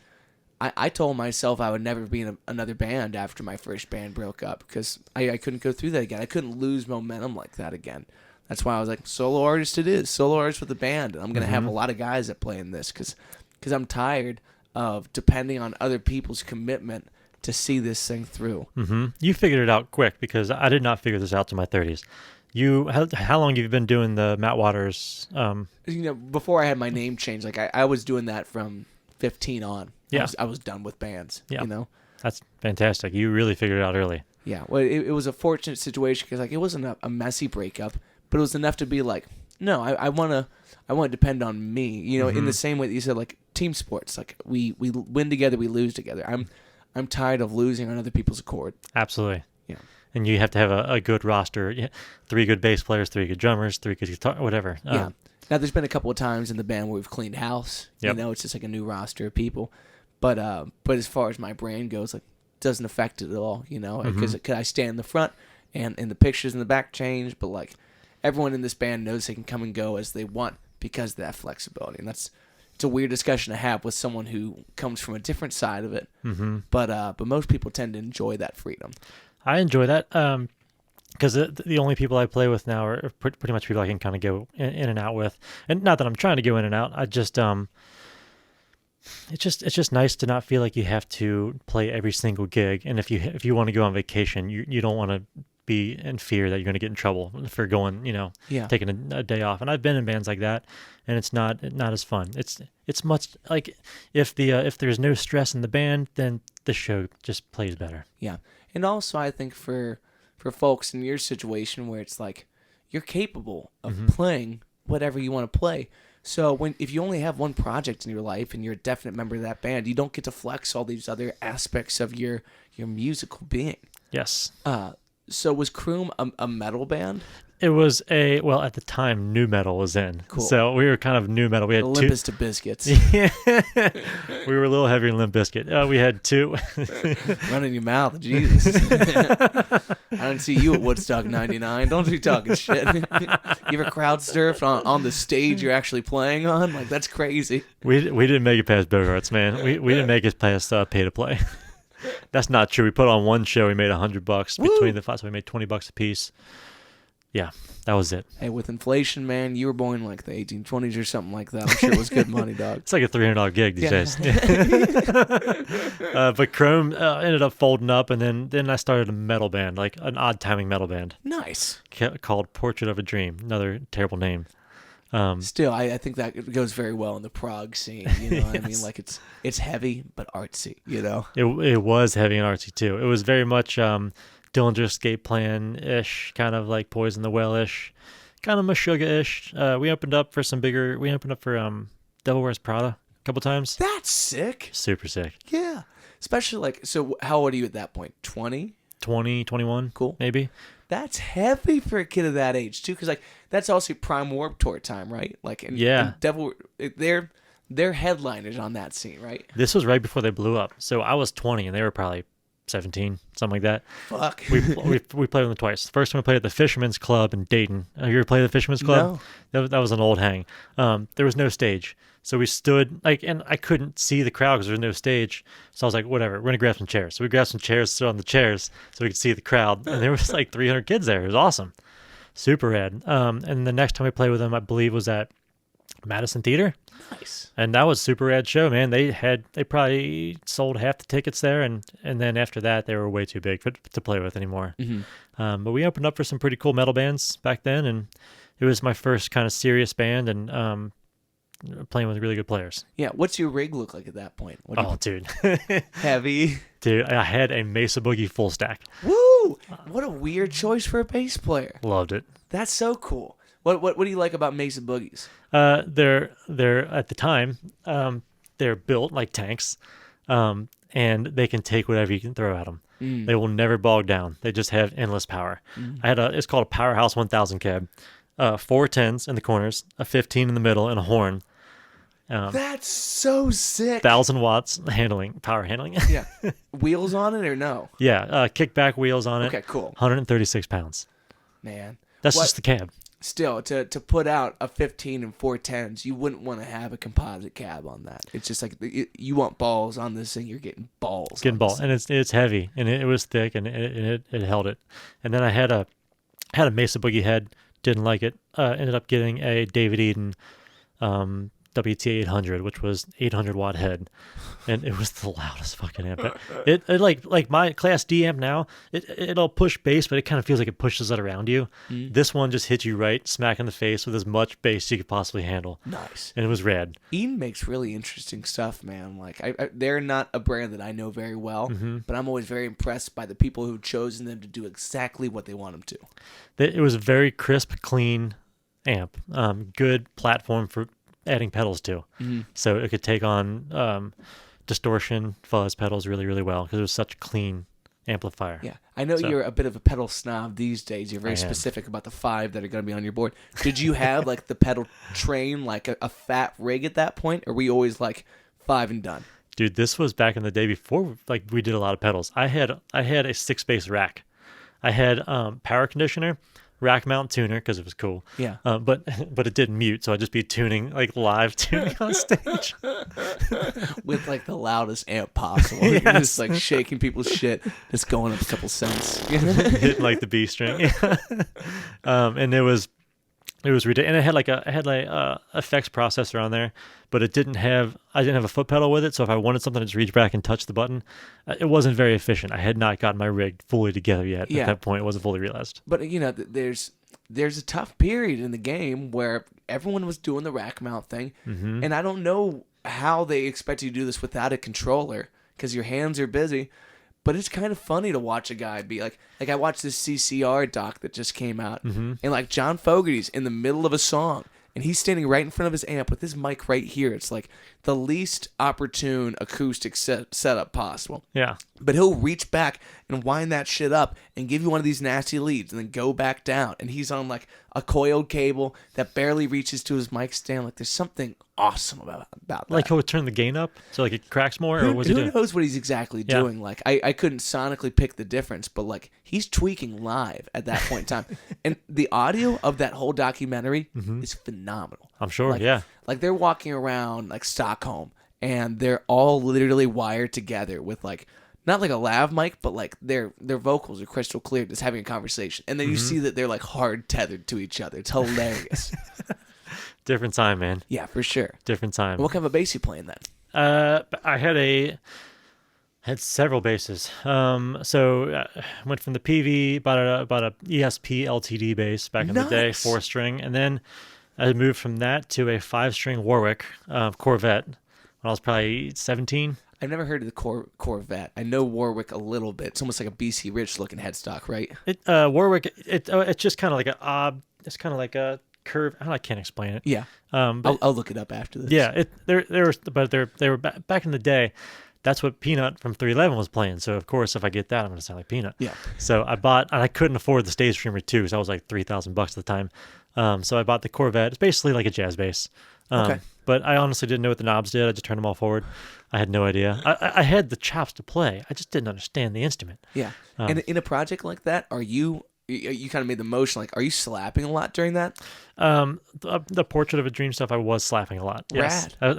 And this is before like Mudvayne was kind of doing the metal slap thing, and I thought I was like on the forefront of it. And then Mudvayne came out. I was like, oh, that dude stole my idea. But the guy's eons above what I was doing. That's a difficult tonality to work with, though. I mean, like the impact to slap. Like you have guys like Flea who brought out the brightness of that, and you love the brightness. Mm-hmm. But at a time of really guttural metal like that, it's hard to have that thickness of a tone and still be able to saturate a little bit with distortion. Yes, and I was actually playing pretty clean back then. I did not play with a lot of distortion back then, but we would tune down to we'd do drop C sharp back then. That's stupid. So stupid. So drop stupid. C sharp. Drop C sharp. Yes. So it's like we want to be heavy, but then we also need to be down a half step because we can't sing that high. Like, why was that? I don't even think that the singing was even like put into question there. I think it was just like it was screaming. First off, I don't know why. Probably because Deftones were doing it or something stupid. I don't know. And it was just floppy. And at that time, I had switched to a Tobias. I had sold my Warwick got stolen, actually. Sad. Where at? My parents' house. My parents lived back in the woods, like a nice house, like on 3 acres in the woods. Somebody kicked the back door through like the deadbolt, kicked it through the frame, and stole my bass. Just the bass? The bass and some other random things, but it seemed like they knew what they were going for. So it was probably somebody I knew. Man, that's so fucking shady. So shady. Yeah. I was really mad. But it's like there's something so intimate about taking someone's instrument. Like that's like stealing someone's dog, which does happen, which might be the worst. Like I heard this thing about like I love English bulldogs. Mm-hmm. I heard a story about someone getting their English bulldog snatched out of their front yard. Like, can you imagine seeing a puppy be like, I'm gonna take that? It's like the darkest shit you could possibly do. That's some super villain mindset. Now, if I might see a super cute puppy and I might want to take it, but I'm not going to do that. Yes. That's insane. Exactly. That's beyond me. But damn. So you get this Tobias. Hold on, back this up. Somebody that takes a puppy, is this a good person that's going to take care of it to its fullest, or is this a shithead? And you're also, if it's an English bulldog, this is a high maintenance dog. So high maintenance, a lot of folds. It's like, yeah, exactly. So you're gonna get this dog and then take it to a vet, and be like, how do I clean out its folds? Like, like, do I need to get in the anal glands and inspect this dog? Because the guy I stole it from really didn't seem like the most responsible. Whereas I care, It's like bullshit. Like if I wanted to steal a dog, I would take, because we have 2 dogs, and we're gonna get back to the Warwick in a second. Yes. When we take care of our dogs to the nth degree. So we don't have any kids. They're our kids. If I stole a dog, I'd take perfect care of him. But like, I just don't assume that everyone has that level of care. No, I think most people don't. Most people haven't made space for their animals like you have, or I think a lot of the great pet owners of the world. Yes. But like, yeah, there's nothing more savage than stealing a pet, and I only hope they sold that dog immediately for cash, so it didn't live in a crate or in a bathroom like that. Like, that's heinous. Anyways, The Warwick got stolen. So the Warwick, and the thing was, it wasn't a bass that had like a finish on it. It was just solid wood. That's what Warwick's known for. Yeah. So like my thumb hole was dug in there where my thumb went. So I just feel around and grab my thumb hole. I know exactly where I'm at. So I was digging holes in this bass from playing it. It was worn in like a glove to my playing. When they stole that from me, I just like it stole my soul, man. Because like where I was slapping, there was like a little line where my fingernails would dig into it. Yeah, I think that dog had a thumb hole too. Yeah. I'm sorry, Sick, everybody. man. I'm sorry. Continue. So when they stole that, it really sucked. But I got over it pretty quick. Insurance paid for it, and I got a Tobias out of it. Good for you for being a kid with insurance on your equipment. Like, My parents did it, man. I didn't do any of that stuff. right, still, that's considerate. If you don't have musicproinsurance.com, Yes. Fantastic. Yeah, Absolutely. affordable. Please get it, everybody. I just got an email today telling me to renew that shit. So like, I'm gonna get on it today. Yes, and I'm constantly like taking things off and adding things. Do you do that too? Yeah, I don't fill up a lot of gear. Yeah. Unlike you, who's out here like, oh, I got 5 compressors I don't like, and I'm gonna buy a new compressor with this money. It's like, what are you talking about, Casey? you fucking nut. I love compressors, man. But I got the super sweet Tobias out of it. I went back to a 4-string. That's what I was playing with, the Portrait of Dream stuff. Then I sold that, and then I bought a P bass, and now I got a room full of basses now. Nice. I can't stop, man. Well, they're outlets, man. It's so different the way that the right instrument becomes a permanent in your life. Mm-hmm. But then there's also folks like yourself where it's like you're a connoisseur of many things. And then unlike the coffee where you hit the bottom of the bag and you get a new bag, it's like the only way to make room is to make room and to let go of one of them. Yes. The last one I sold, I really regretted selling. I really regretted selling that Tobias, and I want it back so bad. I even wrote the guy a handwritten note. I said, I love this bass. I didn't really want to sell it, but if you ever decide to sell it, please email me. I gave him my email. Yeah. So Still haven't heard back from him? Haven't heard back from him. He sold that shit, man. You think so? Oh, I probably did. Because it had really boutique pickups in it that were worth a lot of money, and I should have just kept it, man. It was so stupid. Yeah. I'm under the impression that if I buy an instrument, I bought it for a reason, and if it's not a lifer, I'm not gonna buy it anymore. It's like I'll enjoy it in the shop, but you can't get emotionally invested in something that's not gonna last you the test of time. You know? And also, you buy most of your instruments. Like that Flying V. What year is that thing? Honestly, I think that's a '90s model or an early 2000s. But like, still 20 years old. yeah, it's a phenomenal guitar, and I never expected that. I want a Flying V, but also like I tend to buy sentimental guitars from people that, mentors in my life. If they're offloading something, like this is their guitar in my mind, but it's part of my arsenal, and I always remember the impact that their hands had on this instrument and what I'm trying to do with it from there. Sure. Yeah, absolutely. You never see a guy playing a Flying V. When you pulled it out, I saw the case. I was like, I know that's got to be a Flying V in there, but nobody plays a Flying V. I always thought it was a trashy look. You know what I mean? Like, I was always like, who the fuck do I think I am? Lenny Kravitz? And like, I started playing, I'm like, I feel like fucking Lenny Kravitz, dude. Like, it's a gnarly guitar. It's not a bad person to try to mimic. Yes, exactly. But, like that kind of bravado is, if you're going to bring out a guitar like that, you better play it. People want to see you rip or put it down. It's loud. Just sitting there. It's loud. Yeah. Yeah. But the other sick thing about that is, like, and I'm sure you're like this, like, my collection is not complete without all of them. So now I need a cherry red Les Paul, and I need a cherry red Firebird. And it's like, I want to have my full Gibson lineup, Dude, and they got to be color coordinated.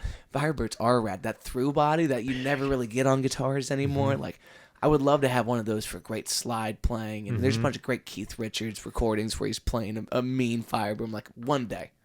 They're bigger than you think they are. They're a big guitar. I think it's like the largest scale length of any Gibson guitar. Really? What is the scale length on it? I would say probably like 29.5, almost like a Strat. But I'm not the most knowledgeable on that. I think like a Les Paul is like only like a 28. So like, but it feels like a long neck. It's almost looks like a long set of legs. Yeah. It's sexy like that. But I think the through body is what makes a difference on something like that. Where, do you have any basses that are through body? I've had in the past. My Tobias was a through body. Can I tell the difference? I don't know. It was active pickup, so it kind of muddies the waters a little bit. Yeah. Everything I have now is bolt-on. Really? Yeah. I prefer that for functionality. I want to be able to make changes to a neck and whatnot. And you're just asking for a different bag of issues or perfection from the get-go. Yes. So, like, if I'm going to get that through body has to be the right one. But Yes. one day I would like to find one. I don't know if they make them in cherry red, though, and I'm really committed to my Gibsons all being cherry red. Man, there's paint shops out there that can do it for you. Yeah, You buy but whatever it's you got want. to be all original, man. I- I'm also being a snob about that, too. Like, well, I guess not all original. Some of those pickups are swapped out on different guitars. Yeah. But, like, that 335, and there's, like, a really weird year for the 335. It has what's called Shawbuckers in it. Mm-hmm. So it's, like, these really high-output PAF replications. Okay. And they sound gnarly. So, like, I want to find more guitars that are like that. But I know I'm at a stage in my life where, like, I'm saving for a house. I can't be buying guitars right now. I look every day. I won't miss out on the right one if it comes across the Craigslist or something like that. Yep. But it hasn't happened yet. Every town I go and play to, or if I'm out of town playing music or out of town camping, I'm always scouring the local Craigslist and the local Facebook marketplace. Exactly. Always. Because you never know when someone. Not that you should prey upon people that are in desperate situations, but there's a lot of times where, say someone leaves behind instruments and they go to the other side and the family's just ready to get rid of it. Mm-hmm. Or say they got out of playing or they're just done with that one. Like, you should always be opportunistic.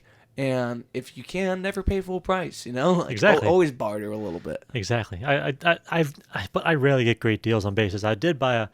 Is the audience going to be into this nerdy guitar absolutely. talk? And if they aren't, again, I hope one day this program has a lot of viewers. For right now, it's like 15 people. So if they've left by now, fuck them. Because this could be a very long conversation. No, that's fine. I bought a 79. I was looking for a PVT 40. You ever seen those things? No.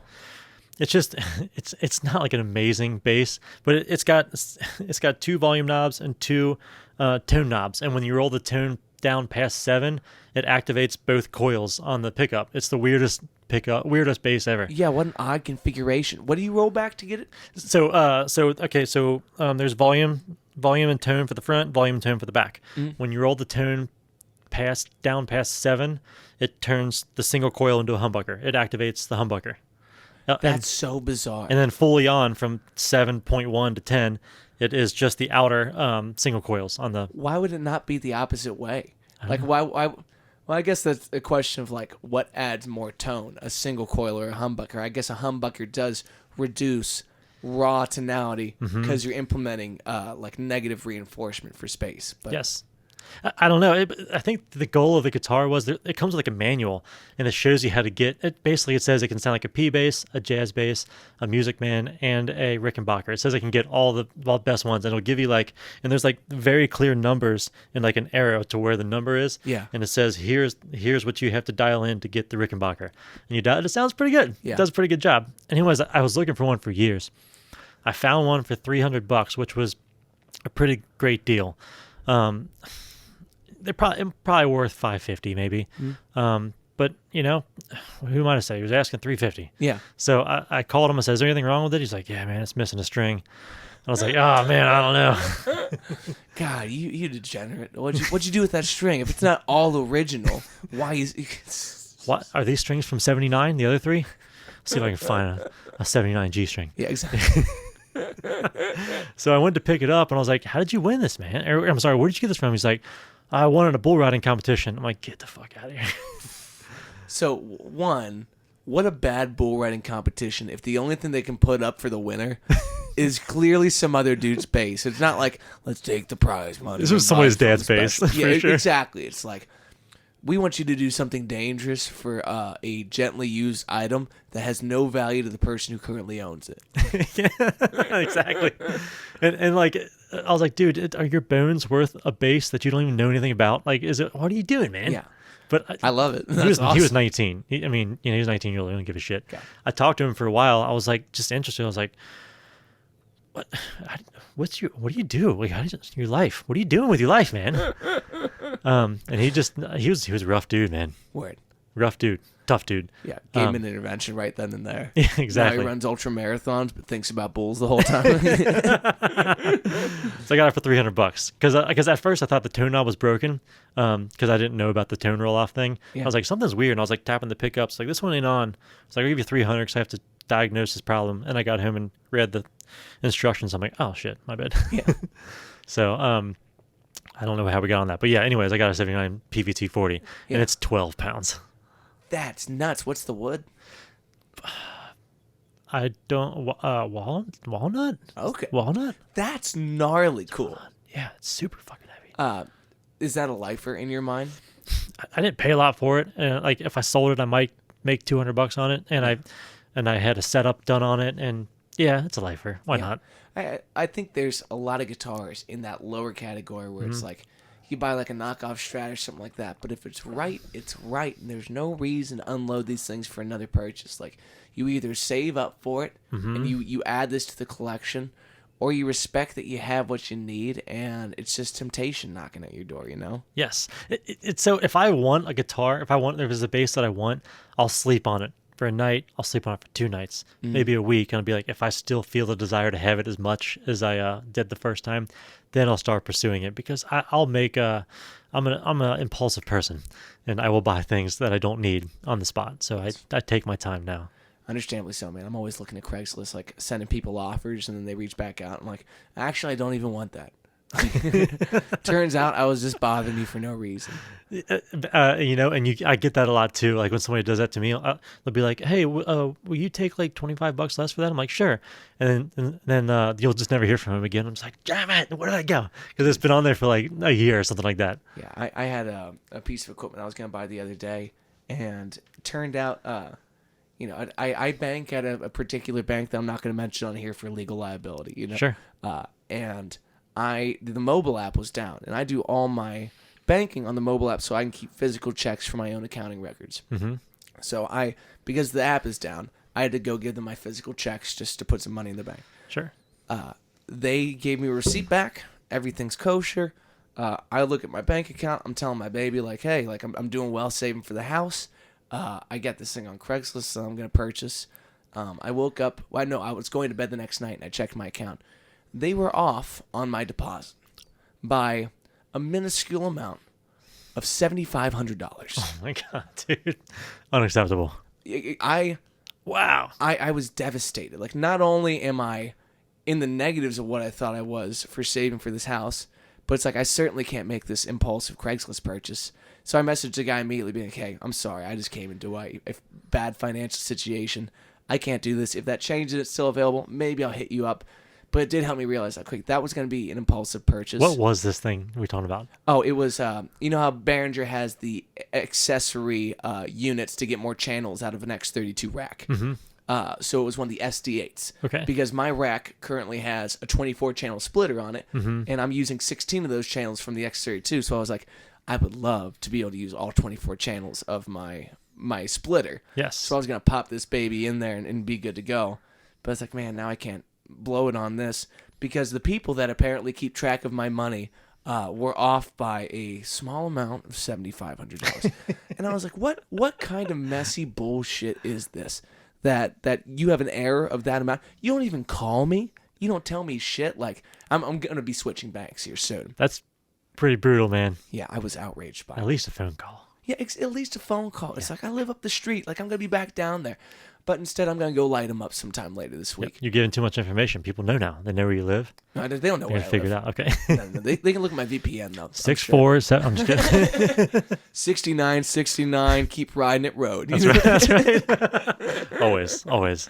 But when it comes to gear, man, like the impulsivity of it is a really hard temptation for young musicians. Yes. Because we look at money as an enabler for an addiction that we clearly have to equipment. Mm-hmm. And I think putting myself in the mindset of if I'm not buying it for life, I'm not buying it has fixed a lot of those things for me. That's a good goal. That's a good threshold to which to buy things. At least the big purchases. Mm-hmm. You know, like there's little things like studio fixes or a pedal here or there. It's like that's a little bit more understandable. But if I'm dropping $1,500, it better be for something that my grandkids are going to hold on to. Yes, absolutely. And I have a couple lower budget basses like I'll hold on to forever, but my nicer basses, sometimes if you want to buy a nice bass, it's like they're get expensive, man. They could be $2,000-$3,000. Sometimes I have considered selling one of my high-end basses for another high-end bass. Mm-hmm. I was very close to selling my Music Man a couple of months ago. I was going to actually swap it for another, because it's a high-end swap, which freaked me out. And I was going to swap it for another Music Man 4-string. I got there, and I loved it. And like I was about to do it, and I just stopped. I was like, I can't do this, man. I love this bass. I can't do this. It was the first really nice bass that I had bought, and I just could not let it go as much as I wanted to. So, Yeah. I don't know. The biggest lesson I ever learned in gear was when I was a kid, my parents bought me a PRS SE, so like the lower brand PRS. Yeah. But I loved that guitar, and I put a lot of hours in on that guitar. But I wanted a Fender American Strat so bad that I found a guy on Craigslist. I offered him a trade for that guitar. My parents drove me to swap guitars with this guy because I was a kid. Yeah. Only to find out that this thing isn't even a Fender, let alone an American Strat. I had no idea. And Did you trade him? What? Did you trade him? Yeah, I traded him. I lost a guitar that was sentimentally valuable to me. That meant a lot because my parents surprised me with it on Christmas, man. I'll never forget that day. And I remember having the suspicion, like, something's not right about this guitar. And I looked up, like, how do you find out if it's a Fender? They said, take the neck off. If it has the date on there, you're good to go. Took the neck off, and it was nothing. And I was like, man, I'm getting rid of this guitar. I can't look at it anymore. So I donated it. And it's just a loss in my life. And I'm like, never gonna do that again. Man, who'd you donate to? I donate. I put on some kind of like auction at a show for some kind of charity of some sort. Who does that to someone, especially a kid, man? Yeah, he sure didn't know I was a kid till I rolled up with my parents. I'm swapping this guitar, but I still have the case for that guitar, and I still use that case. And every time I pick it up, I'm like, fuck, I would kick that dude's ass if I could. Absolutely. Yeah. That's tough, man. So after the Portrait of a Dream thing, did you start getting into the hired gun work, or when did that kind of come up in your life? After Portrait of a Dream, I just played in some little, I played with some buddies, and we just recorded a bunch of songs. Never really played a show. Oh, and I played with Pluto Revolts for a couple of, probably like 30 shows with them. Nice. I actually played a show with you. 2015, I think it was. Really? Where at? Southgate House, Revival upstairs. Sick. Was Yeah. it the Rock and Revival I that we're think- playing this year? Is that? I think it is. Yeah. Actually, yeah. That's gnarly. Yeah. What's going on, Mama? Hello. You're fine. If no one knows this is filmed at my parents' house. My mom will be on a future episode at some point. She's got some shit to tell you about, but I left a mess upstairs. I'm sorry. I made coffee. Is that French press coffee or what did you make? Aeropress. he's bougie like that, Mom. He owns a coffee shop. It's delicious. Where's it at? On the west side of Cincinnati. I don't want to be like interrupting your recording. No, you're fine. They'll deal with this. We're like an hour and a half in, so if they made it this far, they're committed. I'll make you some when we get done. I can't do it at night, but come by tomorrow morning about 8. I'll drink her Perfect. cup. It was Love it. delicious. Yeah, she has to get early in the day. But no, I got so after all that, I was just I was really focused on my coffee shop for years, like I said, and just playing with friends. And then I got into hired gun work about 2017. So probably 5-6 years ago, and that's when I really hit it hard. 2017, 2018, 2019. I was playing for working full time. I was playing 70 shows a year, which is good enough for me. Yeah. Well, and also the way that you're playing shows in a higher gun world, it's like you're learning a new book every 2 weeks, twice a month for people. Yep. And yeah, there's some carryover, but it's even more confusing when there's carryover in different keys and different preferences, Yes. different arrangements. It's like, how does this guy play Buy Me a Boat? Well, it's definitely not the same way this guy does, you know? Yes, and like if it's buy me a boat, I can figure it out. But when some people are like, when it's like I wish or something like that, Yeah. so- I'm sorry. yeah, like if I mean I learned it in E flat to standard, but some people play in different keys, and it just takes a minute to be like, okay, was that on the dot or between the dots? Yeah. It sounds stupid, but like that's how I have to think about that song sometimes in Totally. layman's terms. When you're bouncing between a 4-string and a 5-string, where you learn this and how you jump between those two is a very complex game. Like, I respect keyboard players that'll actually sit there and modulate up a half step, but thank God their equipment now will allow you to transpose down a whole step or up a half step and do that, versus you and I are still in the frets game. I'm up 2, I'm down 2. Like, I live with the capo. Like, you don't get that kind of liberty. It's I like do your not. open strings, like, your open strings are now gone, sir. You know? Yeah, so like, I hate it when somebody calls this song out in E flat. I'm just like, oh my god, I have no open strings to bounce off of. Totally, and also you lose some of your heaviest weight then too. It's like for the pure sake of the emphasis that you get on your low E. It's like, well, now we have bottomed out, and I'm gonna go up an octave for everything on the one. You know? Yes. Like, that's not cool. It's not cool, and that's why I bring a 5-string to most gigs. Yeah, So I can play I Wish, and low E flat. Yes. Yes. Yeah. It's Deep E flat. Yeah, you can really get down there. Yeah. So And how is it? How is it as a non-listener of country to step into the demands of that world and learn the standards? took me a long time to not knowing country very well now. It really, looking back, it took me a long time to really figure out how country bass should be played.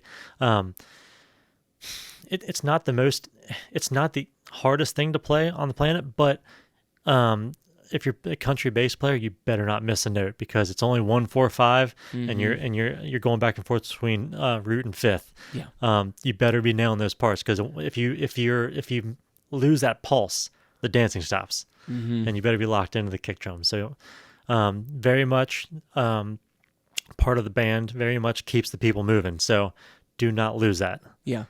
And in the hired gun work, what would you say is like your number one complaint of band leaders and stepping into these situations, especially when it's a last minute sub? Sure. Sometimes. Okay, so I like to get set list ahead of time. If they shoot me a set list like the day before, I'm just like, I'll do my best, man. You're getting the basic package though. Yeah. Give me a week, I think, out ahead of time. I think it's fair. If I don't know you. And give me the keys. Don't make me guess the keys. Because if you're, again, if you throw me an E flat on me last minute on the show, my brain has to flip the whole pattern upside down and hit that high E flat if I'm not playing a 5-string. Just organization, man. Because when I take a gig, I have an iPad, and I have all the songs in perfect order for what we're playing that night. And I have all the keys and all notes that mostly only make sense to me, nobody else, because it's kind of a hodgepodge between Nashville number system and some tablature, just depending on what. Like if it's like an iconic bass line I have to play, I will tab it out just because it's so I cannot mess it up. So here's the lick, and then here's the form. Like Yes. I really struggle with. I grew up reading lyrics and chords over top of the lyrics. So when I make the jazz guys a book, they want to have just the arrangement, and they want me to know how many bars this chord's on. It's like a simple question like that for me is a mind fuck. Because I'm like, what line are we on? Like, what do I do if he's gonna change on 4? Like, and it takes sitting down, like paying someone to sit down with me and be like, okay, I'm gonna do this, and you're gonna look over my shoulder and be like, this, not that, this, not that, and I'm just starting to make sense of it. But it's a hard thing to, one, prepare yourself for somebody else's set, but also prepare your materials for the way that someone else learns it. Like music is a wide degree of languages that people speak for the same effect. Absolutely. And some people they'll hit on the one. Some people hit on the and. They'll play the same cover a different way, and they've been playing like that for 5 years, and they don't necessarily know that they strayed from the original recording so much, and you don't. And I'm just like, yeah, I think you're supposed to hit that on. They're like, nah, you're not, and I won't argue with them. I'm just like, whatever. Yeah, it's the way you want to do it. So that's why I just put decent notes down, and then I just kind of feel the band out. Yeah, it is what it is. And if you miss a note by like a millisecond, then nobody's going to jump you about it. So. And has that been a positive learning experience for you of how to jump into bands and play that role on a dime? Or is it kind of like, does it subtract from your musical experience? I like being on my feet, man. I like having a decent understanding of how the song should go, and I like being on my feet. I like to feel it and play with people, because if I'm playing on my iPad too much, I get into like a little hole and I shrink into the corner of the stage.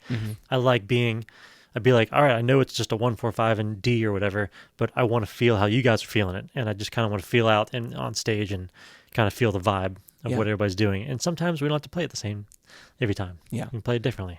No, I definitely enjoy that aspect of it too, where it's like we've stepped into this space together. We're going to go from point A to point B, but there's a lot of space in the middle here, and if we're not feeling it, we're gonna have to do something jarring to start feeling it, Yeah, and like when I play with you guys are all pros. So like if we back ourselves into a corner in a song, we can always pull ourselves out. We'll figure it out. We'll give each other a look like this ain't going well, and then somebody will turn it around, and you figure it out. You dig your way out of the hole, and that's why I like playing with you guys. You guys are always top-notch players.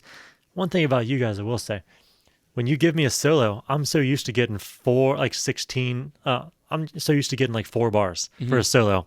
You're in, you're out, and stop. Because the first time you were like, here's Casey Allen, do a thing. I tried to do as much as I could in the 4 bars, and then like I stopped, and you guys were still like you weren't playing yet, and I was like, you're like, yeah, keep going, and I was like, okay, sure. Yeah. It just gave me space, and that just felt really good.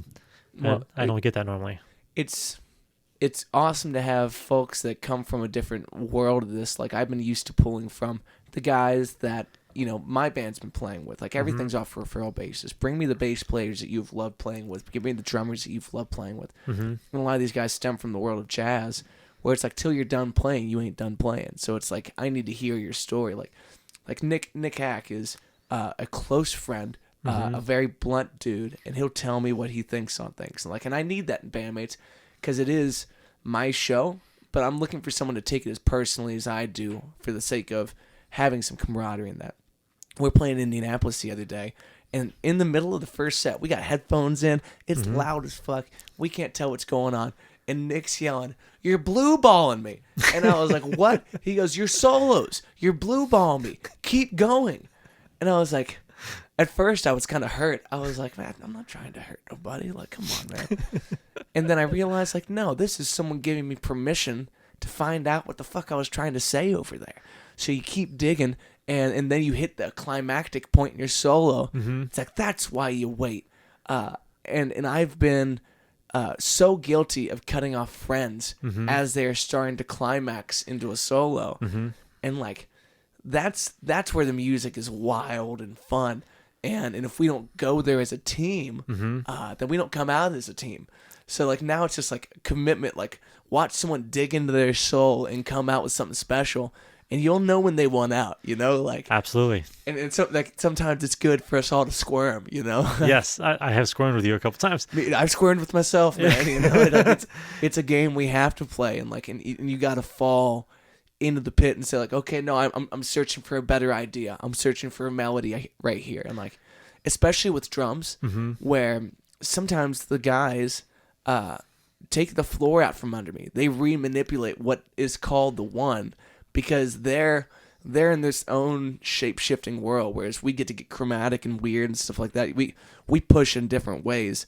They resituate the band, and now I don't know where we are. Like, now we're free-floating, and I've had to learn to let go of my own fear of why am I uncomfortable free-floating. He's going to show me where that one is when I need to know it. Yep. But for right now, if I don't need to know it, he ain't telling me. Okay. It's like shit doesn't matter. He's in the midst of this chaos, and I just gotta hang out. I always put faith in Nick Hack that he knows where he's at. Yes. And same with Nick Meehan. Like, these are Yeah, two I mean, Nick monstrous people They are. that, by the grace of God, have joined my band, and they have an idea of rhythm that I'm not gonna comprehend, nor do I want to. Delegate well. Yes. Get out of their space. If they want to get weird and make a weird pastry today, like, it ain't my job to judge, and like, we were playing a wedding in North Carolina maybe a year ago in June, and they asked for an uninterrupted drum solo. Like, the wedding couple wanted an uninterrupted drum solo. Okay. I've never It's a heard first. Nick do a 3-minute solo by himself. The band cleared the stage, and these people are going crazy, and he's got them dancing, and I'm like, there's a lot of times with my looper rig where I want to show the guys in the band that I don't need them, just as like a way of remembering my place in this. Yes. And for the first time in my band, I saw someone be like, "I don't need shit from you, Matt. Get out of here. Like, go back to the bar. I'm still going, baby." It's the Nick show. Exactly. For 3 minutes. It was Yeah. awesome. He's the guy that can pull it off for sure. Yes, absolutely. Yes. And you hear people's personality in those things. It's like we separated from the arrangement, and now we're riding your creative juices, man. Like, you're surfing on the wave of someone's own serotonin boost and the weirdness of that. That's something I had to get used to playing with you, because you just let me go longer, and I didn't realize it till like the third time. I was like, "Wow, this dude wants me to play longer than anybody else." Because when I'm playing with like Billy or something like that, it's just like you're playing bass on country. It's just root fifth, and they introduced the bass player. Everybody's like, yeah, whatever. Move on to guitar player. We need guitar and drums. This is what this is about. Where it's just like, if we're looking to spread the set around, it's like, if I took a solo last time, like odds are I'm not taking a solo 2 times in a row, and like I might do a little like light padding behind you, but I'm trying to figure out how to pad less and just support more. You know, especially when, you know, you've taken over the chordal contrast of where the mood goes. And I know you're going to do something when, if you're not saying I'm hitting the 1 there, I'm hitting the 2 there, because I want to make my own bridge in this. Like, I better be just 1 note plucking so like I don't contrast with you. I don't, you know, grind up against that. Yes. Just be there for a little bit of support. Yeah. Yeah. Well, so tell me what's it been like to go from higher gun to, you know, some flexible band roles to now a tribute band where you're trying to hold the music that you love at the highest caliber. Well, this is just a new thing. We're doing a Red Hot Chili Peppers tribute band, and I have the 3 other best guys I can think of to pull this off with me. They're all on the money, man, and they don't mess around. I don't know who the weakest link. I don't know who the weak link in the band is, and they say when you say that you're the weak link. So,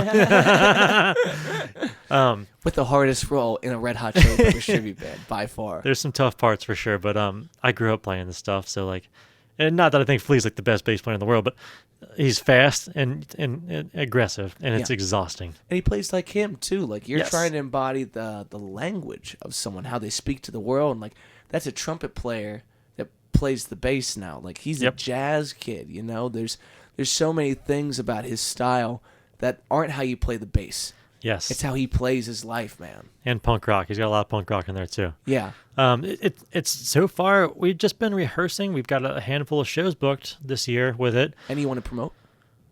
We're playing locally. I had to look at my calendar. For anywhere, you know. Sure. You'll be able to clip this up. So I believe we're doing Machine Shop, and was that Flint, Michigan?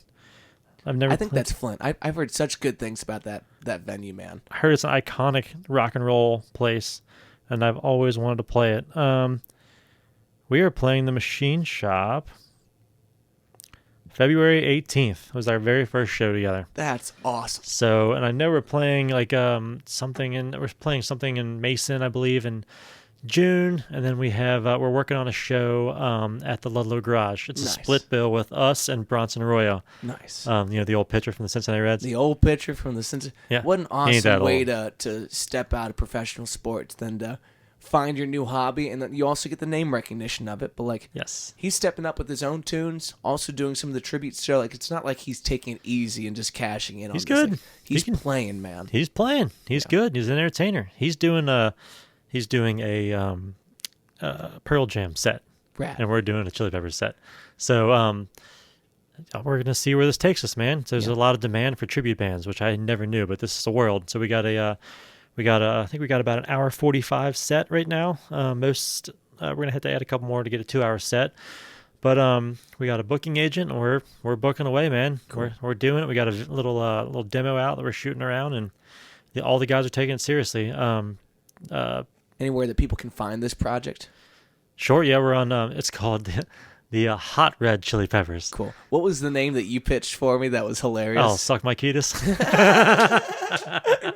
That's the name we should have went with, but that is a limited market that'll book us. Yes, well, I think like in time that'd be a great name for a show. You know, the Yes. Suck My Ketis by the Hot Red Chili Peppers. You know, like that's phenomenal. We want to get for like the adult shows. We want to get shirts that say "Suck My Ketis." Nice. Well, no, they don't know that yet. That's what I wanted to do. So I Fair didn't talk to the guys. The skeleton jumpsuit that you have in the promos is pretty gnarly. Like, Nice. I'm sure this will add a great category of clothing to your life. Oh yeah, I had to buy Dickies that are like 3/4 length shorts, and I was like, I'm never gonna wear these, and I feel like an idiot wearing these stupid things. I have lots of bright colors, and probably some shirtless shows too. So I'm gonna have to get clean up Casey, the you're diet. yoked. Don't act like you're not. Okay, you complain about your pecs. You're huge. I have body image issues. Have you thought about getting one of those the pink shell flea signature basses? I'm gonna go. Yeah, that's the jazz bass. Okay. I have a jazz bass right now. I'm just playing my G&L PJ, and it's doing a pretty good job. Mm-hmm. I'm probably gonna get a Music Man. The Modulus is just like $4,000, man. I ain't gonna buy that. But dude, that flea signature is such a cool bass. It's Like such- I played cool. one of them, and I was like, "This is fucking it, man." It's pretty rad. Yeah. But I have 3 I have two. I have 3 jazz basses. I don't need another one. Yeah, that's So, fair enough. I have a 5-string Music Man. It's just hard to slap on. If the string spacing is 17.5, I need a 4-string Music Man. I'm trying to convince my wife that this has to happen before the first show, but she ain't having it, man. So I'm going to have to go with I'm about to just, deal with my GNL. Start an OnlyFans where you pluck that bass with anything but your fingers, and let's see if we can raise enough money. I'm just saying, dog. Sweet. Opportunity knocks. Yeah. Well, let's conclude it there, brother. Thank you Absolutely. so much for coming on. I really appreciate you, Casey. I got one last question. Yeah. You ever take these caps off and see the goo behind here? That mic, I've actually put a specific flavor of my own toilet bowl wine and goop. Yeah, give me a good huff. I bought it off Craigslist from a guy that didn't look like he's ever cut his fingernails. Love it. Back in '98, I was 2. It's really classy. Does it smell weird to you? No. I've just looked behind the curtain before. It's just you can't unsee what you see behind these things sometimes. One of the worst experiences of my life, I took off my old Beta 58, and I had mold that had grown in like a circular format. And I was like, I'll just replace the cap and try to forget about this. And obviously I haven't. But it didn't make me sick. But like Johnny Disco tells me, like once a year, he takes all the screens off his mics, washes the screens, takes a cloth, replaces them. It's like, that's what you have to do with these Smart things. man. Yeah. Thank God for the pandemic reminding us of, like, these are probably the most unsanitary part of everyone's rig. That's the whole thing. I'll just think about that the whole time. So You nasty ass. with that, it concludes. Casey, I love Yes. you, brother. Thank you. Thank you, brother. My man, my brother, my friend, Casey Allen, everybody. Make sure you check out his coffee shop again, Aroma, over on the west side of Cincinnati. Follow him on Insta, Facebook, wherever you'd like it, Casey Allen. I think that's the name of his channel. Now I gotta check this shit. Hold on. Let's see. What's the truth? Can I type? Barely. Casey_Allen on Instagram. Make sure you follow him. And like and subscribe to the channel, everybody. Make sure you keep sharing the wave. Much love in the meantime. Peace.